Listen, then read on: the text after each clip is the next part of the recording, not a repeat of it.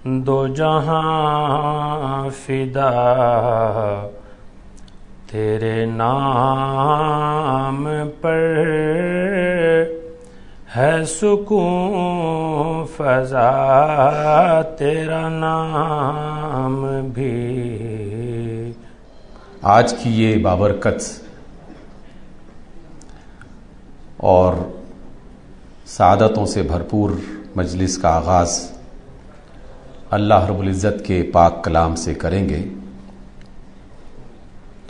नफ्ततिहु हाज़ा लिक़ा अल करीम अस्सईद अल-मली bill फ़रह व सआदा बितिलावतिल आयात अल करीमा अल्लती हिय रिसालतुन मिनल्लाहि अज़्ज़ व जल लिजमीअल बशर व यतलूहा अलैना अश-शेख अल-उस्ताद रमज़ान ख़मीस उस्ताद फ़ी कुल्लियत उसूलुद्दीन फ़ी क़िस्म दावा। तिलावत कलाम पाक के लिए तशरीफ़ लाते हैं शेख रमज़ान ख़मीस। जामिया अज़हर से ताल्लुक़ है, कुल्लियत उसूलुद्दीन में दावा के उस्ताद हैं शेख रमज़ान।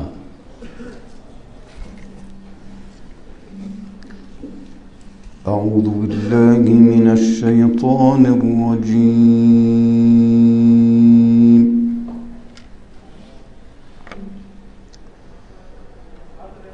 बिस्मिल्लाहिर रहमानिर रहीम।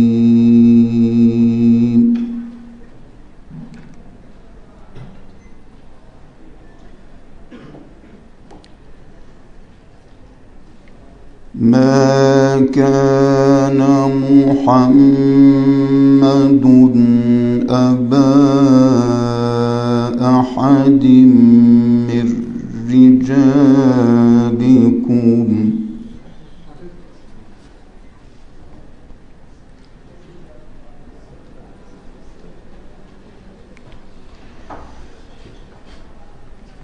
मा कान मुहम्मदुन अबा अहदिम मिर रिजालिकुम वलाकिन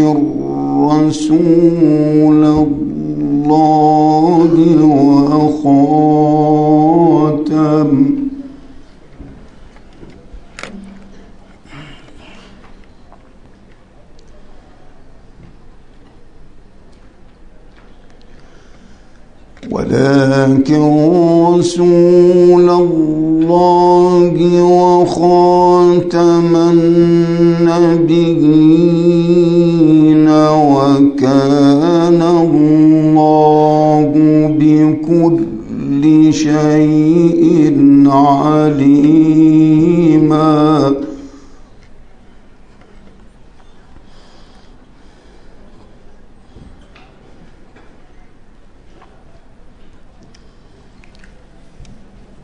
या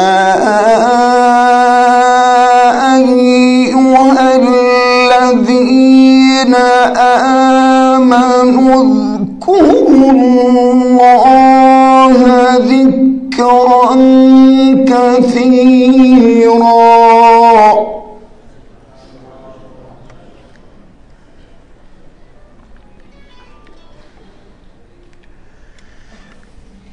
या अय्युहल्लज़ीन आमनू उज़्कुरुल्लाहा ज़िक्रन कसीरन वसब्बिहूहु बुक्रतन व असीला।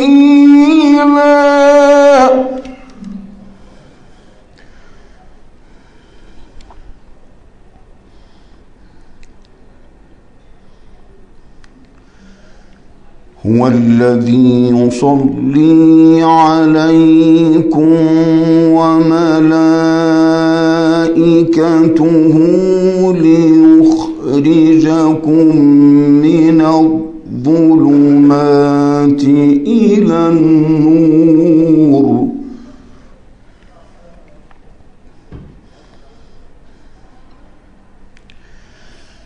ليخرجكم من الظلمات إلى النور وكان بالمؤمنين رحيما.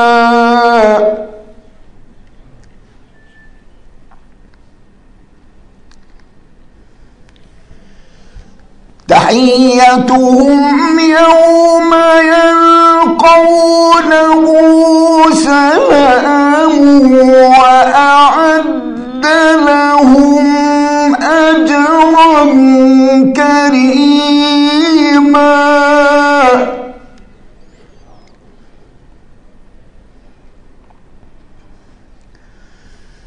يا أيها النبي إنا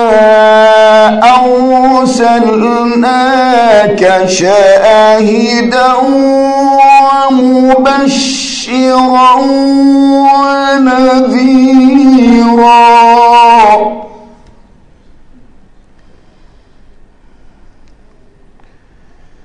وداعيا إلى الله بإذنه وسراجا منيرا.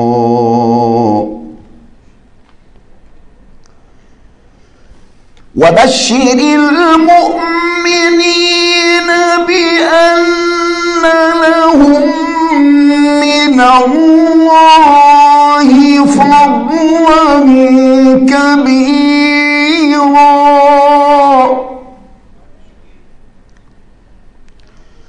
ولا تطع الكافرين والمنافقين ودع أذاهم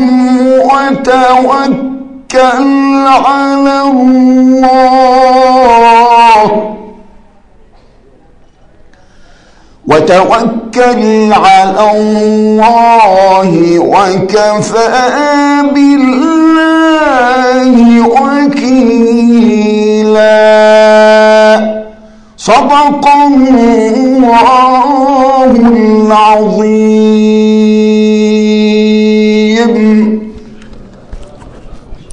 بارک اللہ فیکم. جزاکم اللہ خیرا. آج کی یہ بابرکت اور سعید مجلس کچھ مختلف انداز اپنائے ہوئے ہے. جس طرح اللہ کی کائنات کے بے شمار رنگ، اسی طرح اللہ کے ماننے والے اور اللہ کے محبوب بندوں کی بھی مختلف رنگ ہیں. عمومی طور پر مجالس کا آغاز اس وقت ہوتا ہے جب مہمانان گرامی کو اسٹیج پر بلوا لیا جاتا ہے، پھر تلاوت کا آغاز، اور تلاوت ایک بار ہوتی ہے، پھر اس کے بعد گفتگو. لیکن یہ رسول اللہ صلی اللہ علیہ وسلم سے محبت کے اظہار کی یہ مجلس ہے جس میں قرآن کی تلاوت بھی زیادہ اور مدح رسول بھی زیادہ، اور مجالس کی مختلف نشستیں بھی اپنے اپنے انداز رکھیں گی. اس لیے اب ایک نیا رنگ کہ جس میں مہمانان گرامی اور مہمان خاص طور پر جن کے لیے یہ مجلس منعقد کی گئی، جو رسول اللہ صلی اللہ علیہ وسلم سے ایک خاص قسم کی محبت رکھتے ہیں، جناب شیخ عرفان الحق استاد مکرم، ان سے درخواست ہے کہ وہ اسٹیج پہ تشریف لائیں، اور ان کے ساتھ ریکٹر بین الاقوامی اسلامی یونیورسٹی جناب پروفیسر فتح محمد ملک صاحب، پاکستان کا ایک بہت بڑا نام علم و ادب کے اعتبار سے، پاکستانیات کے حوالے سے، تاریخ اور سیاسیات کے حوالے سے، ان سے بھی التماس ہے کہ وہ مہمان کے ساتھ اسٹیج پر تشریف لائیں. اور ان کے ساتھ ہی عمید کلیت اللغہ العربیہ دکتور محمود مخلوف، ان سے بھی التماس ہے کہ کچھ دیر کے لیے وہ بھی تشریف لائیں. آپ حضرات سے التماس ہے کہ آپ स्टेज पर जलवा अफरोज़ हूँ।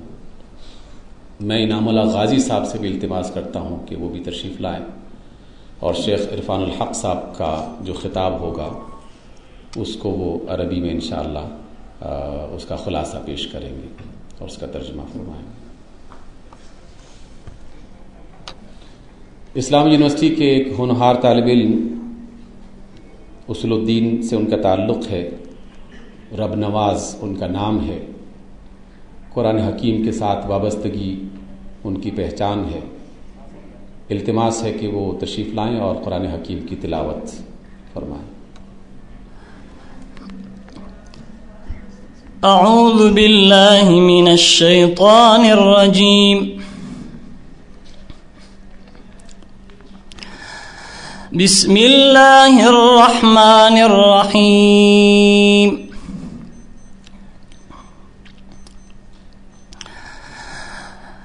फ़अम्मल इंसानु इज़ा मब्तलाहु रब्बुहु फ़अक्रमहु व नअमहु फ़यक़ूलु रब्बी अक्रमन व अम्मा इज़ा मब्तलाहु फ़क़दर अलैहि रिज़्क़हु फ़यक़ूलु रब्बी अहानन कल्ला बल ला तुक्रिमूनल यतीम वला तहाद्दून अला तआमिल मिस्कीन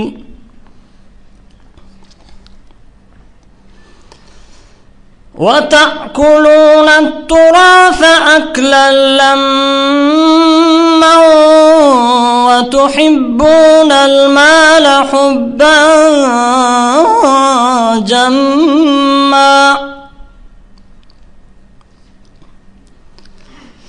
कल्ला इज़ा दुक्कतिल अर्दु दक्का दक्का वजाअ रब्बुका वल मलकु सफ़्फ़ा सफ़्फ़ा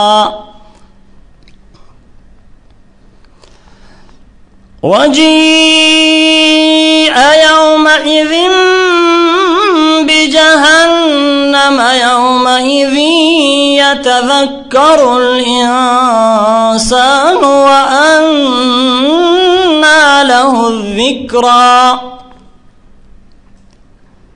यक़ूलु या लैतनी क़द्दमतु लिहयाती फ़यौमइज़िन ला युअज़्ज़िबु अज़ाबहु अहद वला यूसिक़ु वसाक़हु अहद या अय्यतुहन नफ्सुल मुतमइन्नह इर्जिई इला रब्बिक रादियतम मर्दियह फदखुली फी इबादी वदखुली जन्नती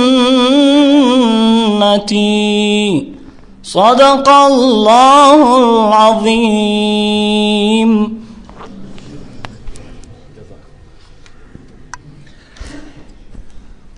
क्या पुरजलाल कलाम है अल्लाह का, अपने बंदों से इस तरह खिताब करता है कि हर जुमला समझ में आ जाए तो दिल की दुनिया बदले बगैर रह नहीं सकती। क्या खूबसूरत बात कही अल्लाह ने कि जब एहसान उस पर हो जाता है इंसान पर तो उसको याद करता है, मुश्किल हो जाए तो फ़ौरन शिकवा करना शुरू कर देता है, माल की मोहब्बत में बुरी तरह मुब्तला है और मीरास का माल तक खा लेता है। लेकिन वो दिन ज़रूर आएगा कि जिस रोज़ जहन्नम को बहुत करीब कर दिया जाएगा और उस रोज़ ऐसा अजाब होगा उन नाशुक्रों का कि जो बयान नहीं किया जा सकता।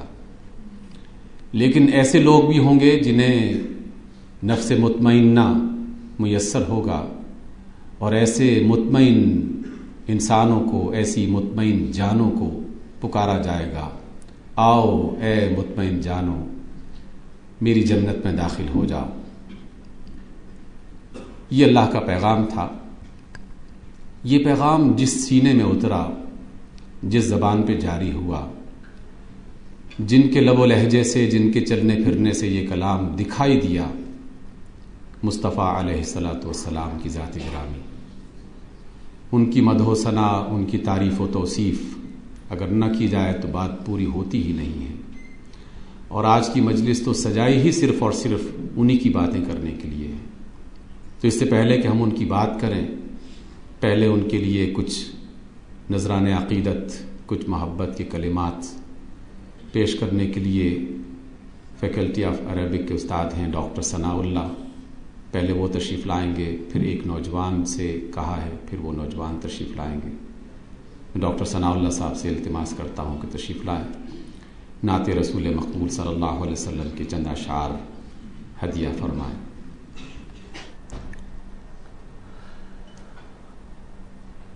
دو جہاں فدا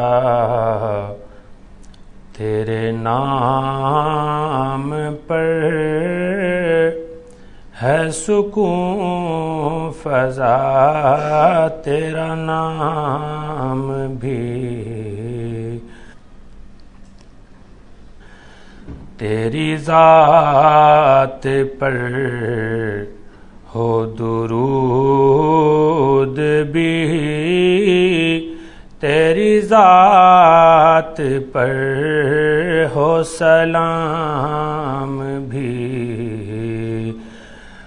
دو جہاں فدا تیرے نام پر، ہے سکون فضا تیرا نام بھی، تیری ذات پر ہو درود بھی، تیری ذات پر ہو سلام بھی۔ مجھے اپنی تابشیں کر عطا، تو ہے میرا ماہ تمام بھی،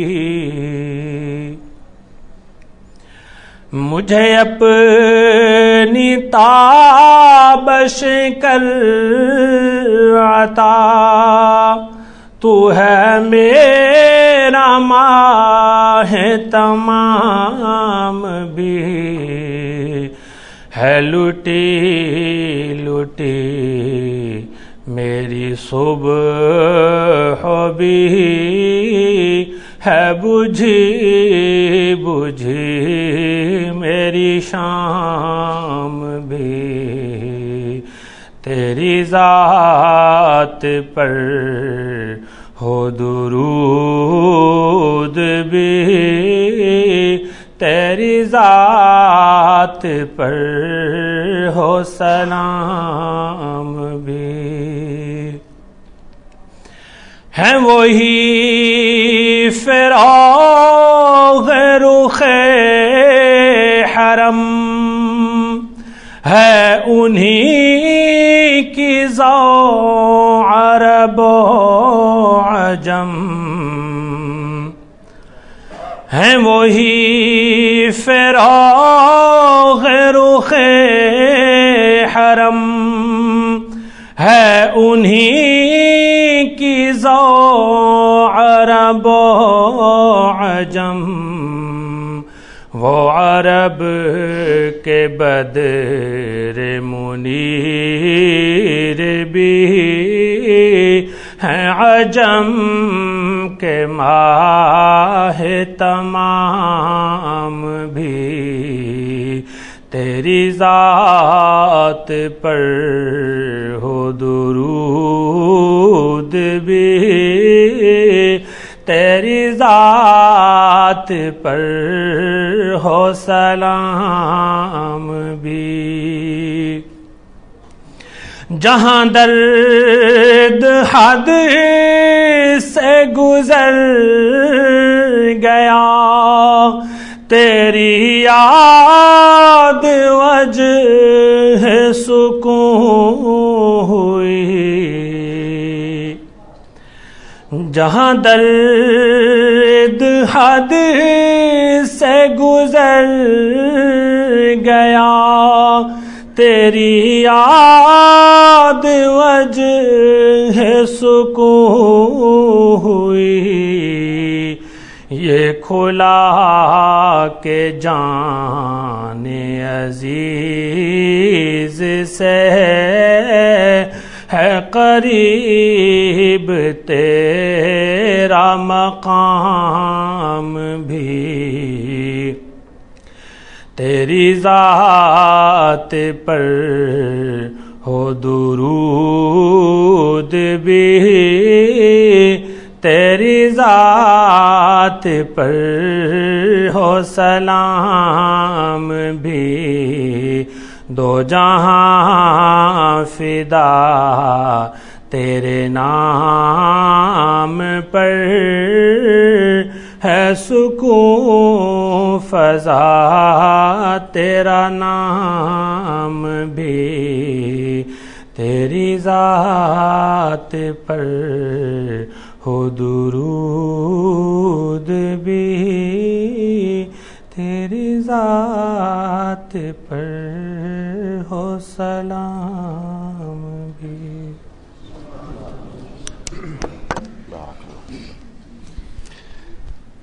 هذه الكلمات العطرة رمزا لحب من الأستاذ ورمز هذا الحب من الجميع.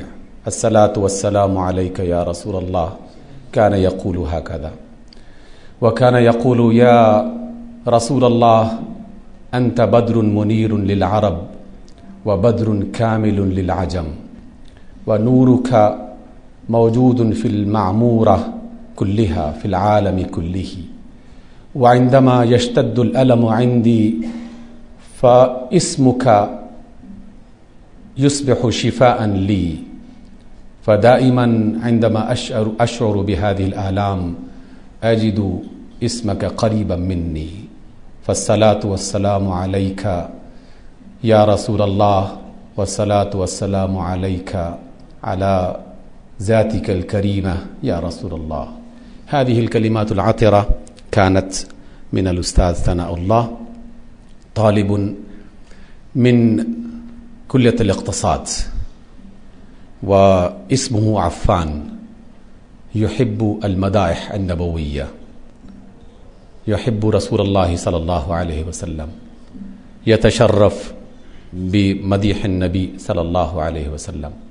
عفان اقتصادیات کا طالب علم ہے، محبت رسول سے معمور ہے، مدح رسول کرنا اور پیش کرنا پسندیدہ عمل ہے. عفان آپ کے سامنے نعت رسول پیش کرتے ہیں. صلی اللہ علیہ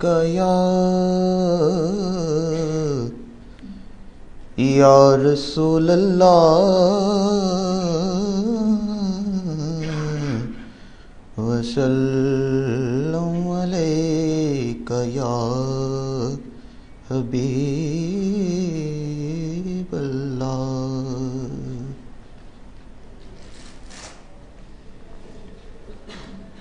میں چپ کھڑا ہوا ہوں،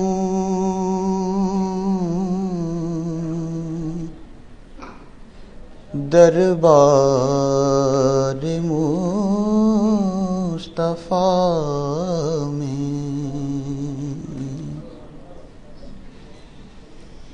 میں چپ کھڑا ہوا ہوں، دربار مصطفیٰ میں نظروں سے بولتا ہوں، دربار مصطفیٰ میں نظروں سے بولتا ہوں، دربار مصطفیٰ میں۔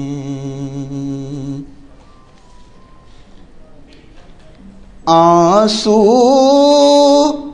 ندامتوں کے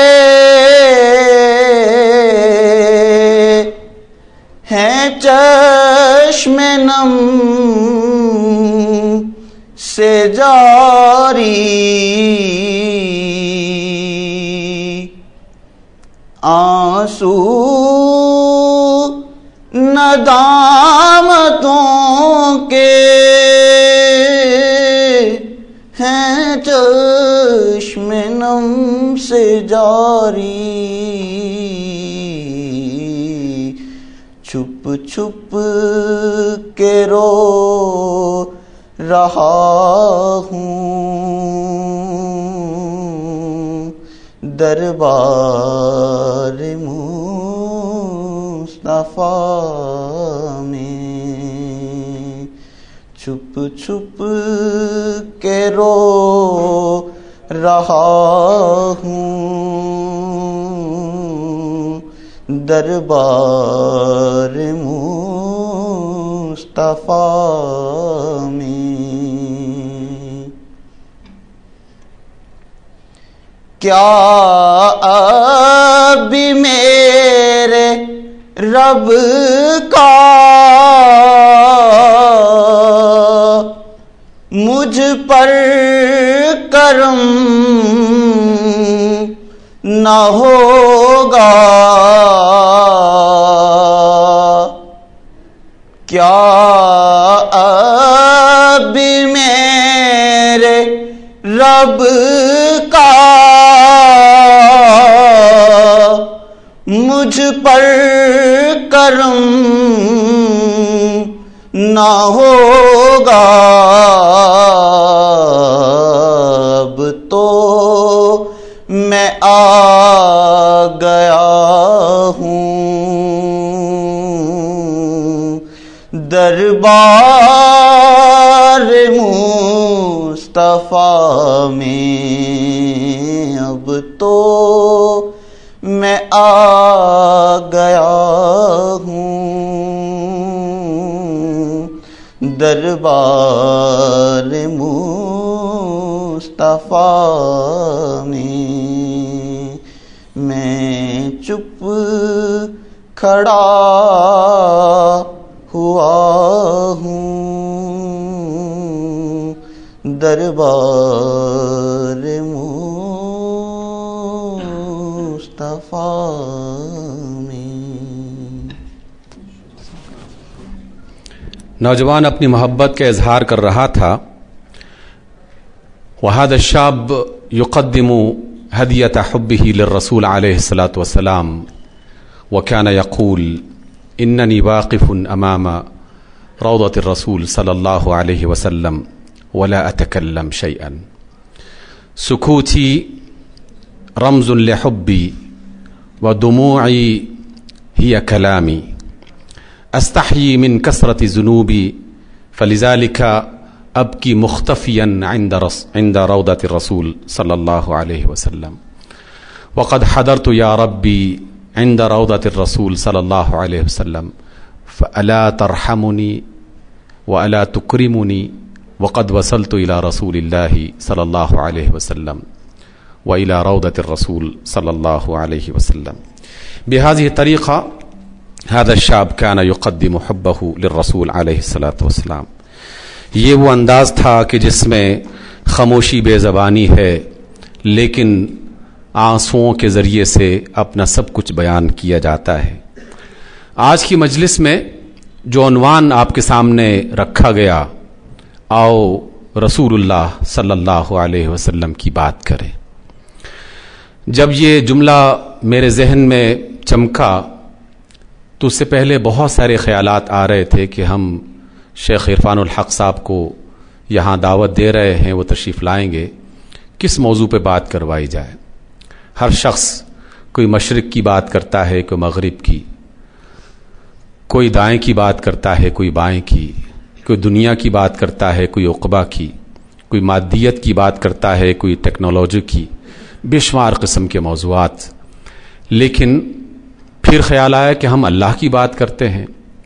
جب یہ خیال آیا کہ ہم اللہ کی بات کرتے ہیں تو پھر دوسرا ہی سوال فوراً پیدا ہوا کہ اللہ کی بات تو یہودی بھی کرتے ہیں، اللہ کی بات تو عیسائی بھی کرتے ہیں، اللہ کی بات تو اور بھی بہت سارے لوگ کرتے ہیں، تو کیوں نہ ان کی بات کی جائے کہ جن کی بات کرنے سے اللہ کی بات بھی پوری ہو جاتی ہے اور کائنات کی بات بھی پوری ہو جاتی ہے۔ لیکن ان کی بات ہے کیا، یہ ہم سنیں گے جناب عرفان الحق صاحب۔ میں انہیں مرشد کہتا ہوں، مرشد اس اعتبار سے کہ عربی زبان میں ہر اس شخص کو جو رہنمائی دیتا ہے، جو راستہ بتاتا ہے، جو سیدھے راستے پر چلاتا ہے، اس سے مرشد کہا جاتا ہے۔ اور مرشد اعظم تو خود رسول اللہ صلی اللہ علیہ وسلم کی ذات گرامی ہے۔ عرفان صاحب کے ساتھ میرا تعارف ایک ایسا واقعہ تھا جو یقیناً میں اپنے لیے باعث سعادت سمجھتا ہوں۔ ایک ایسا فرد کہ جو بالکل ایک عام آدمی کی طرح دنیا دار، اور دنیا داری بھی وہ کہ جو بینک میں کام کرتا ہو، اور بینک کا نام سنتے ہی فوراً اہل تقوی اپنے اندر ایک عجیب و غریب قسم کا احساس جرم اور احساس ندامت محسوس کرتے ہیں کہ جہاں سودی کاروبار ہے، جہاں اس طرح کے معاملات ہیں، اس دنیا کا رہنے والا۔ لیکن اللہ کی نور کی جھلک دل میں چمکی اور کایا پلٹ گئی، سود کے کاروبار کو نظر انداز کر دیا، مکمل طور پر چھوڑ دیا، اور پھر جس سے بھی وابستہ ہوئے، بلکہ جو بھی ان سے وابستہ ہوا، پہلے ان سے وعدہ لیا کہ آئندہ تم نے سود کا کاروبار نہیں کرنا، کہ جو اللہ اور اس کے رسول کی جنگ ہے، ہم اس جنگ میں شریک نہیں ہو سکتے، نہ ہی اس میں کامیاب ہو سکتے ہیں۔ پھر اللہ تعالیٰ نے بھاگ جگا دیے، ہاتھوں میں دست شفا بنا دیا ہاتھوں کو، اور زبان کو زبان تاثیر، کہ جو بات کرتے ہیں اللہ کی اور اس کے رسول کی، اور انہی باتوں کا مجموعہ ان مختلف کتابوں کی شکل میں منصہ ظہور پہ آ چکا ہے، جن میں سے بات کی تصویریں آپ نے اسکرین پہ دیکھی ہیں۔ یہ ساری کی ساری کتابیں ان کی گفتگویں ہیں، ان کی باتیں ہیں، لیکن ان کی کوئی بات بھی اللہ اور اس کے رسول سے باہر کی بات نہیں ہے۔ خطبہ حجۃ الوداع سینکڑوں بار اس سے پہلے بھی نظر سے گزرا تھا، لیکن جب ان کی کتاب جو پوری کی پوری صرف اور صرف خطبہ حجۃ الوداع کے بارے میں ہے تو پڑھی تو بہت سارے نئے پہلو، نئے روشن پہلو میرے سامنے آشکار ہوئے۔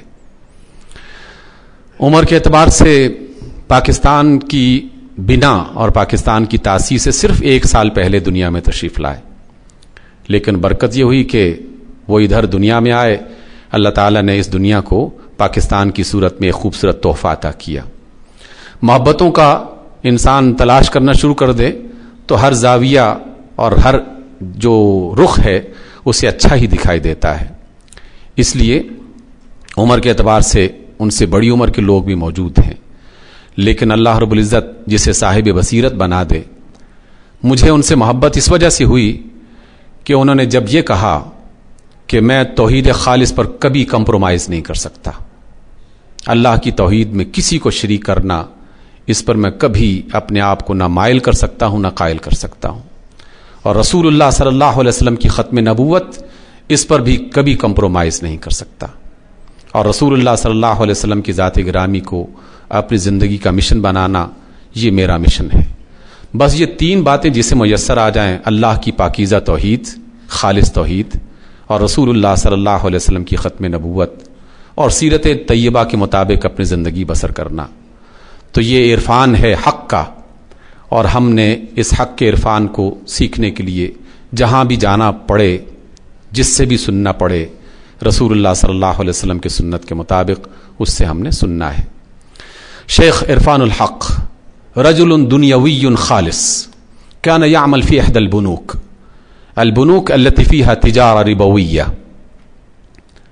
إنه لم يدرس في المدارس الدينية، كان من عامة الناس، ولكن الله تبارك وتعالى فجأة كشف صدره أو شرح صدره للدين وللهداية، فترك البنك وترك التجارة الربوية، بل قال لكل من تعلق به اترك التجارة الربوية، بعد ذلك تدخل في حلقة إرادتي وفي حلقة تلاميذي. بعد ذلك بدأ تجارته الخاصة بطريقة شرعية خالصة، فإن الله تبارك وتعالى أكرمه بمال، وكذلك أكرمه بشرح صدره، فقرأ القرآن والسيرة النبوية، وعاش مع الرسول عليه الصلاة والسلام بقراءة سيرته. عاش بهذه الطريقة، بأنه بعد ذلك توصل إلى نقاط ثلاثة التي تعلمت منه عندما قابلته أول مرة. فقال: أنا أؤمن بتوحيد الله سبحانه وتعالى، وأنا لا أقبل أي نقطة صغيرة ولا كبيرة التي تؤديني إلى الشرك. أنا بعيد بعيد بعيد خالص عن الشرك، وأنا بعيد عن كل إنسان الذي يدخل في طريق الشرك. وبعد ذلك قال بأنني أحب الرسول عليه الصلاة والسلام، وأؤمن بختم النبوة، وأنا لا أستطيع أن أستسلم أمام أي شخص الذي يدخل بعض الريب والشكوك في ختم النبوة. وبعد ذلك قال بأن السيرة النبوية هي نور لنا في طريقنا، فلا بد أن نزين أنفسنا بسيرة الرسول عليه الصلاة والسلام، ولن نستطيع أن نغير حياتنا ومسيرة هذه البلاد إلا عن طريق سيرة الرسول عليه الصلاة والسلام. هذه الكلمات الصغيرة التي سمعت منها، وإنها كبيرة من حيث المعنى، فإنه الآن يتحدث أمامنا ويتحدث عن رسول الله صلى الله عليه وسلم. تعالوا مع رسول الله صلى الله عليه وسلم، أو نتحدث حديث الرسول عليه الصلاة والسلام. فنحن نستمع من فضيلة الشيخ إرفان الحق هذه الكلمة التي يلقيها باللغة الأردوية، ثم الدكتور إنعام الحق يترجمها إلى اللغة العربية حتى يستفيد الجميع من هذه الكلمة الطيبة. فليتفضل. قبل أن أدعو معذرة، इससे पहले कि मैं जनाब शेख इरफान साहब को खिताब की दावत दूं, मैं इल्तिमास करूंगा dean faculty of Arabic doctor Mahmood मखलूफ साहब से कि वो तशरीफ़ लाएं और कलिमा तरहीब और इस्तक़बालिया कलिमात आपके सामने पेश करें। अना قبل أن أدعو فضيلة الشيخ إرفان الحق وأدعو فضيلة الأستاذ الدكتور محمود مخلوف عميد كلية اللغة العربية فيلقي كلمة الترحيب لضيف الكريم لهذا اليوم، فليتفضل مشكورا.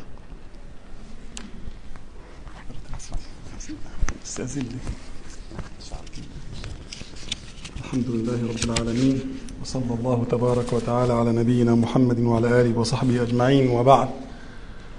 الحمد لله القائل: بسم الله الرحمن الرحيم، يا أيها الذين آمنوا اتقوا الله وكونوا مع الصادقين. الإخوة الأحباب، ليس هذا المجلس المبارك مجالا لبلاغة اللسان، فإنه مجلس حديث القلب إلى القلوب وخطاب الروح إلى الأرواح. فإن شيوخ علم القلب أو علم القلوب ليسوا أصحاب عبارات، إنهم أصحاب إشارات. وقديما قالوا لنا في الأزهر الشريف: ليس شيخك من تعجبك عباراته، وإنما شيخك من تنفعك إشاراته. ليس شيخك من تعجبك عباراته، وإنما شيخك من تنفعك إشاراته. وهذا لأن مقالة أبي حامد الغزالي الإمام رضي الله عنه: حال رجل في 1000 رجل خير من وعظ 1000 رجل في رجل. حال رجل في 1000 رجل خير من وعظ 1000 رجل في رجل. الشيوخ العارفون أندر من الكبريت الأحمر، كان يضرب به المثل في الندرة والقلة، هكذا قال السلف. فما بالك في زماننا.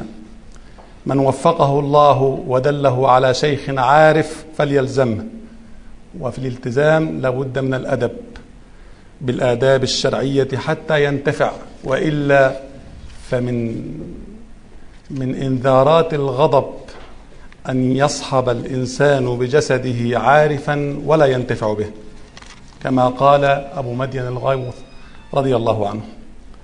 ومن لم يوفق إلى الشيخ العارف فعليه بأمرين: يجتهد في العبادة، وربنا يقول: والذين جاهدوا فينا لنهدينهم سبلنا.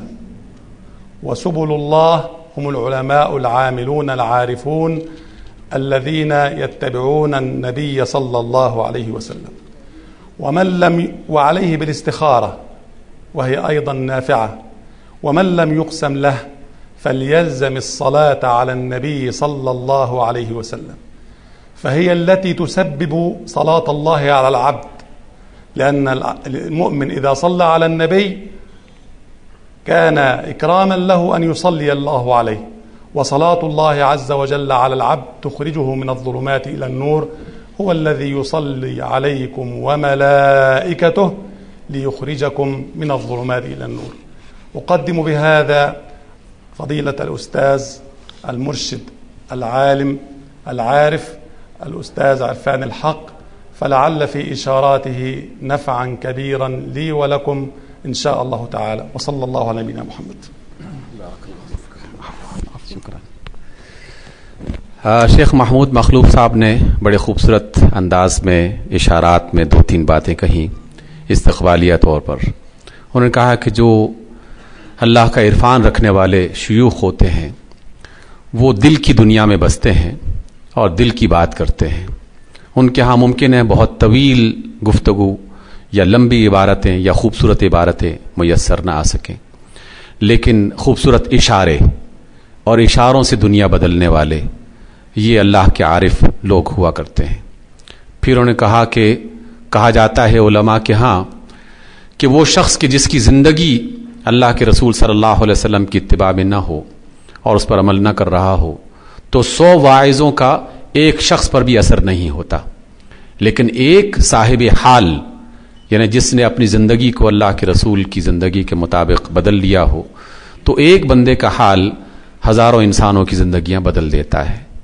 اور پھر انہوں نے کہا کہ اللہ کے رسول صلی اللہ علیہ وسلم نے اور علماء نے یہ ہمیں تعلیم دی ہے کہ وہ شخص کہ جو اس طرح کی اللہ تعالیٰ کی طرف سے رحمت اچانک نہ پا سکے یا جس کو یہ سعادت میسر نہ آ سکے تو اسے پھر زیادہ محنت کرنی چاہیے عبادات کی شکل میں. اور اللہ رب العزت کا وعدہ ہے کہ جو بھی اللہ کے راستے میں جہاد کرتا ہے، کوشش کرتا ہے، محنت کرتا ہے، اللہ اسے اپنا راستہ دکھا دیتا ہے. اور پھر فرمایا کہ جس کے پاس یہ بات بھی موجود نہ ہو تو اسے رسول اللہ صلی اللہ علیہ وسلم پر کثرت سے درود بھیجنا چاہیے، پڑھنا چاہیے، کیونکہ اللہ کا وعدہ ہے کہ جو رسول پر درود بھیجتا ہے اللہ بھی اس پر سلامتی کا جو ہے وہ درود بھیجتا ہے. اور اللہ کی طرف سے جب سلامتی کا وعدہ آتا ہے تو اس کے لیے ہدایت کا راستہ کھل جاتا ہے. تو یہ وہ راستہ ہے کہ جس پر عرفان صاحب چلے. اور پھر آخری بات انہوں نے کہی کہ عارفوں کی مجلس میں بیٹھنے کے لیے اپنے دلوں کو کشادہ اور اپنے ذہنوں کو تیار رکھیے.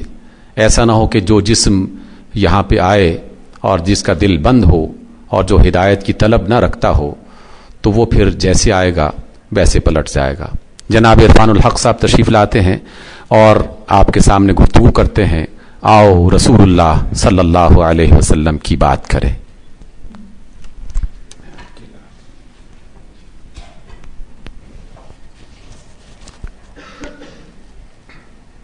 بہت شکریہ آپ کا.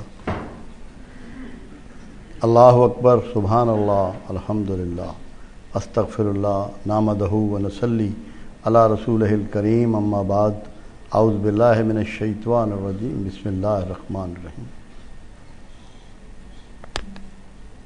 الحمدللہ آج میں اس معزز درسگاہ میں معزز استادوں اور معزز طلباء کے درمیان کھڑا ہوں اور آپ سے مخاطب ہوں اور رسول اللہ صلی اللہ علیہ وسلم کی بات کرنی ہے.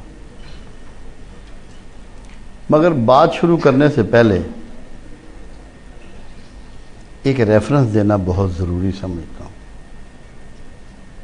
بلال بن رواح رضی اللہ تعالیٰ عنہ المعروف بلال حبشی، وہ ان کا آخری زمانہ شام میں گزرا. ابو بکر رضی اللہ تعالیٰ عنہ نے ان کو لکھنا پڑھنا سکھا دیا تھا، اور رسول اللہ صلی اللہ علیہ وسلم کے 9 گھروں کا جو حساب تھا خریداری کا اور اسباب کا، وہ سارا مینٹین کرتے تھے. تو روزانہ ایک ڈائری لکھتے تھے جس میں بہت سے دیگر اقتصابات بھی نوٹ کرتے تھے. تو شام میں کھدائی کے دوران ایک متشرق کو وہ ڈائری میسر آئی، اور اس نے اس ڈائری کو سامنے رکھ کر بلال بن رواح پر ایک کتاب لکھی، اس کا نام بلال رکھا. اس کا ایک جملہ میں آپ کے نظر پہلے کرنا چاہتا ہوں. بلال فرما رہے ہیں، آج جب میں بوڑھا ہو گیا ہوں اور شام کی پہاڑیوں پر کھڑا ہوں تو رسول اللہ کے معجزات کی باتیں سنتا ہوں. میں تو 23 سال ان کے ساتھ رہا، انہوں نے تو کبھی معجزے نہیں دکھائے، وہ تو حوصلہ بڑھاتے تھے.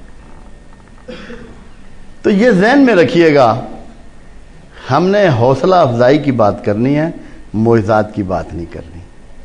ویسے بھی معجزہ پیغمبر کا فعل نہیں ہوتا، فعل اللہ ہوتا ہے. اس لیے ہم نے رسول اللہ کے اسوا کی بات کرنی، آپ کے زندگی کے جو مختلف پہلو ہیں، جو خوبصورت انداز ہیں، اس کی بات کرنی، مگر اس سے بڑھ کر یہ اپنی ذمہ داریوں کی بات کرنی. کیا میں رسول اللہ کی تعریفیں کرتا رہوں، گن گاتا رہوں، نعتیں سنتا رہوں، نعتیں سناتا رہوں، اس پہ کتابیں بھی لکھتا رہوں، تو یہ بات میرے کام آ جائے گی؟ کیا اللہ کے رسول صلی اللہ علیہ وسلم کو اللہ نے خود نہیں کہا کہ اے محمد صلی اللہ علیہ وسلم، یہ یہودی تجھے اپنی بچوں سے بھی زیادہ جانتے ہیں، تجھے اتنا پہچانتے ہیں، اپنی اولاد سے بھی بڑھ کر، مگر مانا نہیں انہوں نے. مگر ہم نے مان لیا، جانا نہیں، اور مان کر اللہ کے حبیب کے راستے کا سفر اختیار نہیں کیا. اس میں ہمیں جتنی سنجیدگی کی آج ضرورت ہے شاید پہلے کبھی نہ تھی. کیونکہ ایک بات تو عمومی طور پر ہے کہ ہماری بہت بڑی تعداد انگزائٹی کا شکار ہے. ڈپریشن کا لفظ اتنا عام ہو گیا ہے کہ پتہ لگتا ہے شاید کسی کتاب کی بات ہے، کسی سبزی یا گوشت کی بات ہو رہی. ہر آدمی ڈپریشن کی بات کر رہا ہوتا ہے. اور کون سا ایسا گھر ہے جہاں دوائیوں کے انبار نہیں ہیں؟ کیوں ہوا ایسا؟ اس لیے کہ ہم نے رسول اللہ صلی اللہ علیہ وسلم کا راستہ چھوڑ دیا. رسول اللہ صلی اللہ علیہ وسلم سے بڑھ کر کوئی نہ طبیب نہ حکیم. صحت پر آپ کی ٹیچنگ دیکھیں تو تمام میڈیکل سائنس حیران رہ جاتی. جو قانون، جو فارمولے آپ نے دیے. رسول اللہ کی سیرت ہم رکھتے ہیں، بے شمار کتب ہیں، مگر بیماریاں بھی رکھتے ہیں. تو ہمیں تھوڑا سا سنجیدگی سے اس کو لینا ہوگا. ایسے جذباتی طور پہ رسول اللہ صلی اللہ علیہ وسلم کی بات نہیں کرنی ہوگی، پوری سنجیدگی سے کرنی ہوگی. جب پروردگار عالم یہ فرماتا ہے کہ اگر مجھ سے محبت رکھتے ہو تو میرے رسول کی پیروی کرو، پھر میں بھی تم سے محبت رکھوں گا، تو کتنا بڑا انعام ہے یہ کہ ہمارا مالک اور خالق ہم سے محبت کرنی شروع کر دیں. کیا رسول اللہ صلی اللہ علیہ وسلم کی پیروی بہت مشکل کام ہے جس کا اتنا بڑا افزانہ ہمیں ملے کہ اللہ ہم سے محبت شروع کر دے؟ میرا نہیں خیال کہ رسول اللہ صلی اللہ علیہ وسلم نے کوئی اس طرح کے کام کیے ہوں جس کو آپ فالو نہ کر سکیں، جس کی آپ نقل نہ کر سکیں. جس کو اپنا نہ سکیں. اور یہی جو آپ کے معجزات کی بات کی جاتی ہے، غیر معمولی بات کی جاتی ہے، تو سب سے غیر معمولی بات یہ ہے کہ اسپیشل ہونے کے باوجود، اسپیشل تعلق ہونے کے باوجود، اسپیشل نالج ہونے کے باوجود رسول اللہ صلی اللہ علیہ وسلم نے بالکل نارمل زندگی گزاری، جس کو فالو کرنا کچھ بھی دشوار نہیں. آپ بالکل اپنے روز مرہ کے معمولات میں اور روٹین کی زندگی میں اپنے رسول کی پیروی کر سکتے ہیں. اور جب اللہ نے یہ بات کی کہ میرے رسول کی پیروی کرو، تو یہ قدغن نہیں لگائی، لمیٹیشن نہیں ہے. جہاں تک کملی والے کے پیر گئے ہیں آپ کے بھی جا سکتے ہیں. آپ سوچے تو صحیح کہ اللہ کے رسول کے پاؤں کہاں تک گئے، مگر آپ کو اس کو سنجیدگی کے ساتھ اس معاملے کو فالو کرنا ہوگا. آپ کو یہ سمجھنا ہوگا کہ رسول اللہ صلی اللہ علیہ وسلم نے عام زندگی کیسے گزاری. کیا آپ کو نہیں معلوم کہ آپ کے جاگنے کا معمول کیا تھا؟ کیا آپ کو نہیں معلوم کہ وضو سے پہلے کیا کرتے تھے؟ کیا آپ کو نہیں معلوم کہ وضو کے بعد کیا کرتے تھے؟ کوئی ایک بھی زندگی کا ایسا لمحہ نہیں ہے میرے آقا کا جس کو اللہ نے پریزرو نہ کر دیا ہو، محفوظ فرما دیا. کیونکہ جب اللہ نے آپ پر یہ قانون لاگو کیا کہ میرے رسول کی پیروی کرو، اور خدا نہ خواستہ آپ کے بارے میں ریکارڈ اویلیبل نہ ہوتا تو معاذ اللہ نعوذ باللہ قرآن جھوٹا پڑ جاتا کہ ہمیں تو معلوم ہی نہیں ہے کہ اللہ کے رسول نے زندگی کیسے گزاری، ہم فالو کیسے کریں. اس لیے اللہ نے یہ اہتمام فرمایا کہ جاگنے سے لے کے سونے تک کا تمام زندگی بھر کا پورا ریکارڈ آپ کو میسر ہے اور محفوظ ہے. ہمیں کوئی دقت نہیں ہونی چاہیے کہ رسول اللہ صلی اللہ علیہ وسلم کی پیروی اختیار کریں. اب پیروی کے لیے کیا مشکل ہے؟ آپ سب روز جاگتے ہیں، اس وقت کے مطابق جاگ جائیں جس کے لیے رسول اللہ صلی اللہ علیہ وسلم جاگتے تھے. اور کیا کیا حسین باتیں ہیں. آپ کو سونے کا انداز بھی پتہ ہے کہ دائیں کروٹ سے میرے آقا سوتے ہیں اور اپنا دایاں ہاتھ جو ہے وہ سر کے نیچے رکھ کے سوتے ہیں. آپ کی اکثریت یہ کرتی ہے، اور جب اس سمجھ کے ساتھ شروع کر دے گی کہ میں رسول اللہ صلی اللہ علیہ وسلم کی پیروی کر رہا ہوں تو کس مرتبت کو پہنچیں گے. بالکل روٹین کے کاموں سے شروع کرنا ہے، غیر معمولی بننے کی کاوش نہیں کرنی، کیونکہ یہ کاوش رسول اللہ نے نہیں کی. آپ نے کبھی غیر معمولی بننے کا اندیہ نہیں دیا معاشرے کو. اندازہ لگائیں کہ ایک بوڑھی عورت راستے میں ملتی ہے آقا کو اور ہاتھ پکڑ لیتی ہے، اپنی کوئی ضرورتیں یا اپنے معاملات بیان کرتی ہے. میرے آقا نے ہاتھ نہیں چھڑایا. جس شخص نے کائنات کی تقدیر بدلنی ہے، جو مصلح ہے، جو جرنیل ہے، جو منصف ہے، جو حکمران ہے، جو مبلغ ہے، جو رسول ہے، جو طبیب ہے، جو حکیم ہے، اس نے ہاتھ نہیں چھڑایا بوڑھی سے. یہ نہیں کہا کہ بوڑھی میرا وقت ضائع کرتی ہے، میں تو بہت بڑا رسول ہوں. جب تک کہ بوڑھی کی بات مکمل نہیں ہو گئی میرے آقا نے اس سے ہاتھ نہیں چھڑایا، اس نے خود چھوڑا. اپنی حیثیت کا، اپنے علم کا روب اس بوڑھی پر نہیں ڈالا.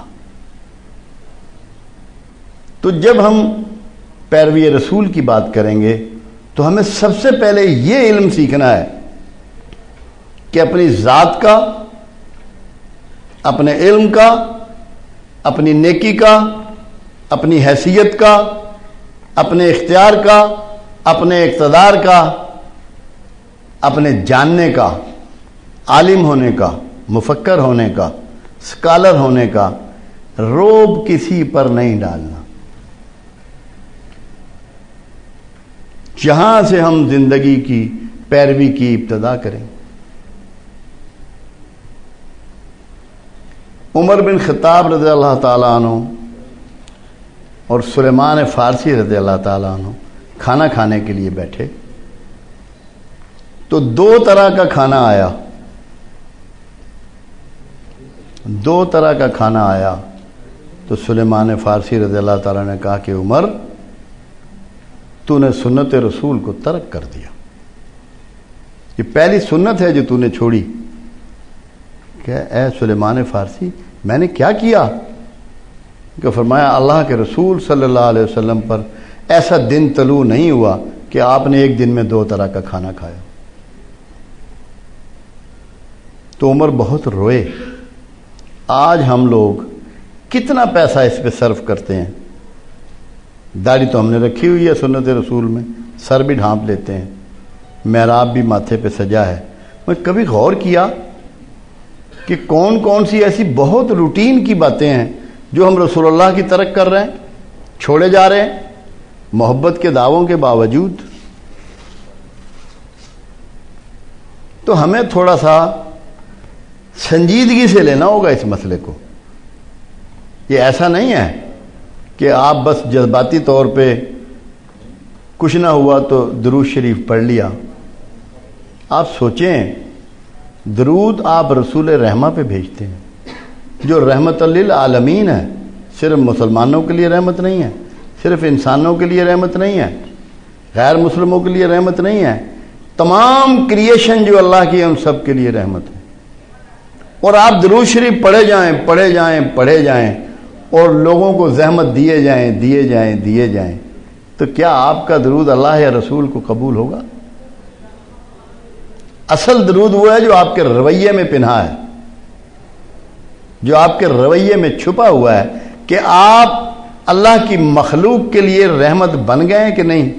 پیروی رسول میں آپ کو اس کی ہر مخلوق کے لیے رحمت بننا ہے، ورنہ آپ نے پیروی کو سمجھا ہی نہیں، جانا ہی نہیں. اللہ کے رسول کے پاس تو اونٹ بھی آتے ہیں اپنی التجائیں لے کر، فاختہ بھی آتی ہے، ہرن بھی آتا ہے. کیوں؟ انہیں معلوم ہے کہ یہاں میری التجا سنی جائے گی اور قبول ہوگی، کیونکہ وہ رسول رحمہ ہیں. ہمارے ہاتھ اور زبان سے دوسرے انتہائی پریشان ہیں. تسبیح میں 1000 دانے کی اٹھا کے درود شریف صبح و شام پڑھتا ہوں. تو کیا یہ مذاق نہیں ہے؟ تمسخر نہیں ہے؟ ایک سسٹم کا، ایک اصول کا، ایک ضابطے کا. تو ہمیں سنجیدگی کے ساتھ رسول اللہ صلی اللہ علیہ وسلم کی پیروی کو سمجھنا ہے. ایسے نہیں ہے کہ ہم جذباتی ہو کے معاملات چلانے شروع کر دیں. آپ دیکھیے کہ رسول اللہ صلی اللہ علیہ وسلم خود فرماتے ہیں کہ تمہیں اگر مجھ سے اتنی محبت نہ ہو جائے کہ اپنی جان مال اولاد ناموس سے زیادہ، تو تمہارا ایمان مکمل نہیں ہوتا. اور اتفاق کی بات یہ ہے کہ جس وقت سرکار نے یہ بات فرمائی، عمر بن خطاب رضی اللہ تعالیٰ عنہ بیٹھے ہوئے تھے، اور یہ عظیم لوگ تھے اور کمال کے لوگ تھے، سچائیاں لیے ہوئے تھے. کہ یا رسول اللہ صلی اللہ علیہ وسلم، مجھے آپ ہر چیز سے زیادہ عزیز ہیں مگر مجھے اپنی جان سے زیادہ عزیز نہیں ہے. تو آپ نے فرمایا عمر پھر بات نہیں بنے گی. اور عمر کون ہے؟ جن کی بیٹی رسول اللہ کے گھر میں ہے. عمر کون ہے؟ جو مکہ میں مسلمان ہوئے. عمر کون ہے کہ جو ہر غزوے کے شریک ہیں. عمر کون ہے جنہوں نے مکہ سے مدینہ کو ہجرت کی ہے. عمر کون ہے کہ جس کے لیے رسول اللہ فرماتے ہیں کہ عمر تو جس گلی سے گزر جائے شیطان اس سے بھاگ جاتا ہے. عمر کون ہے کہ جس نے جو مشورے دیے قرآن بھی انہی پر نازل ہوا. عمر کون ہے جس کے لیے اللہ کے حبیب صلی اللہ علیہ وسلم فرما رہے ہیں کہ اگر میرے بعد کوئی نبی ہوتا تو عمر ہوتا. اس کی بات نہیں بنے گی تو کیا میری آپ کی بن جائے گی؟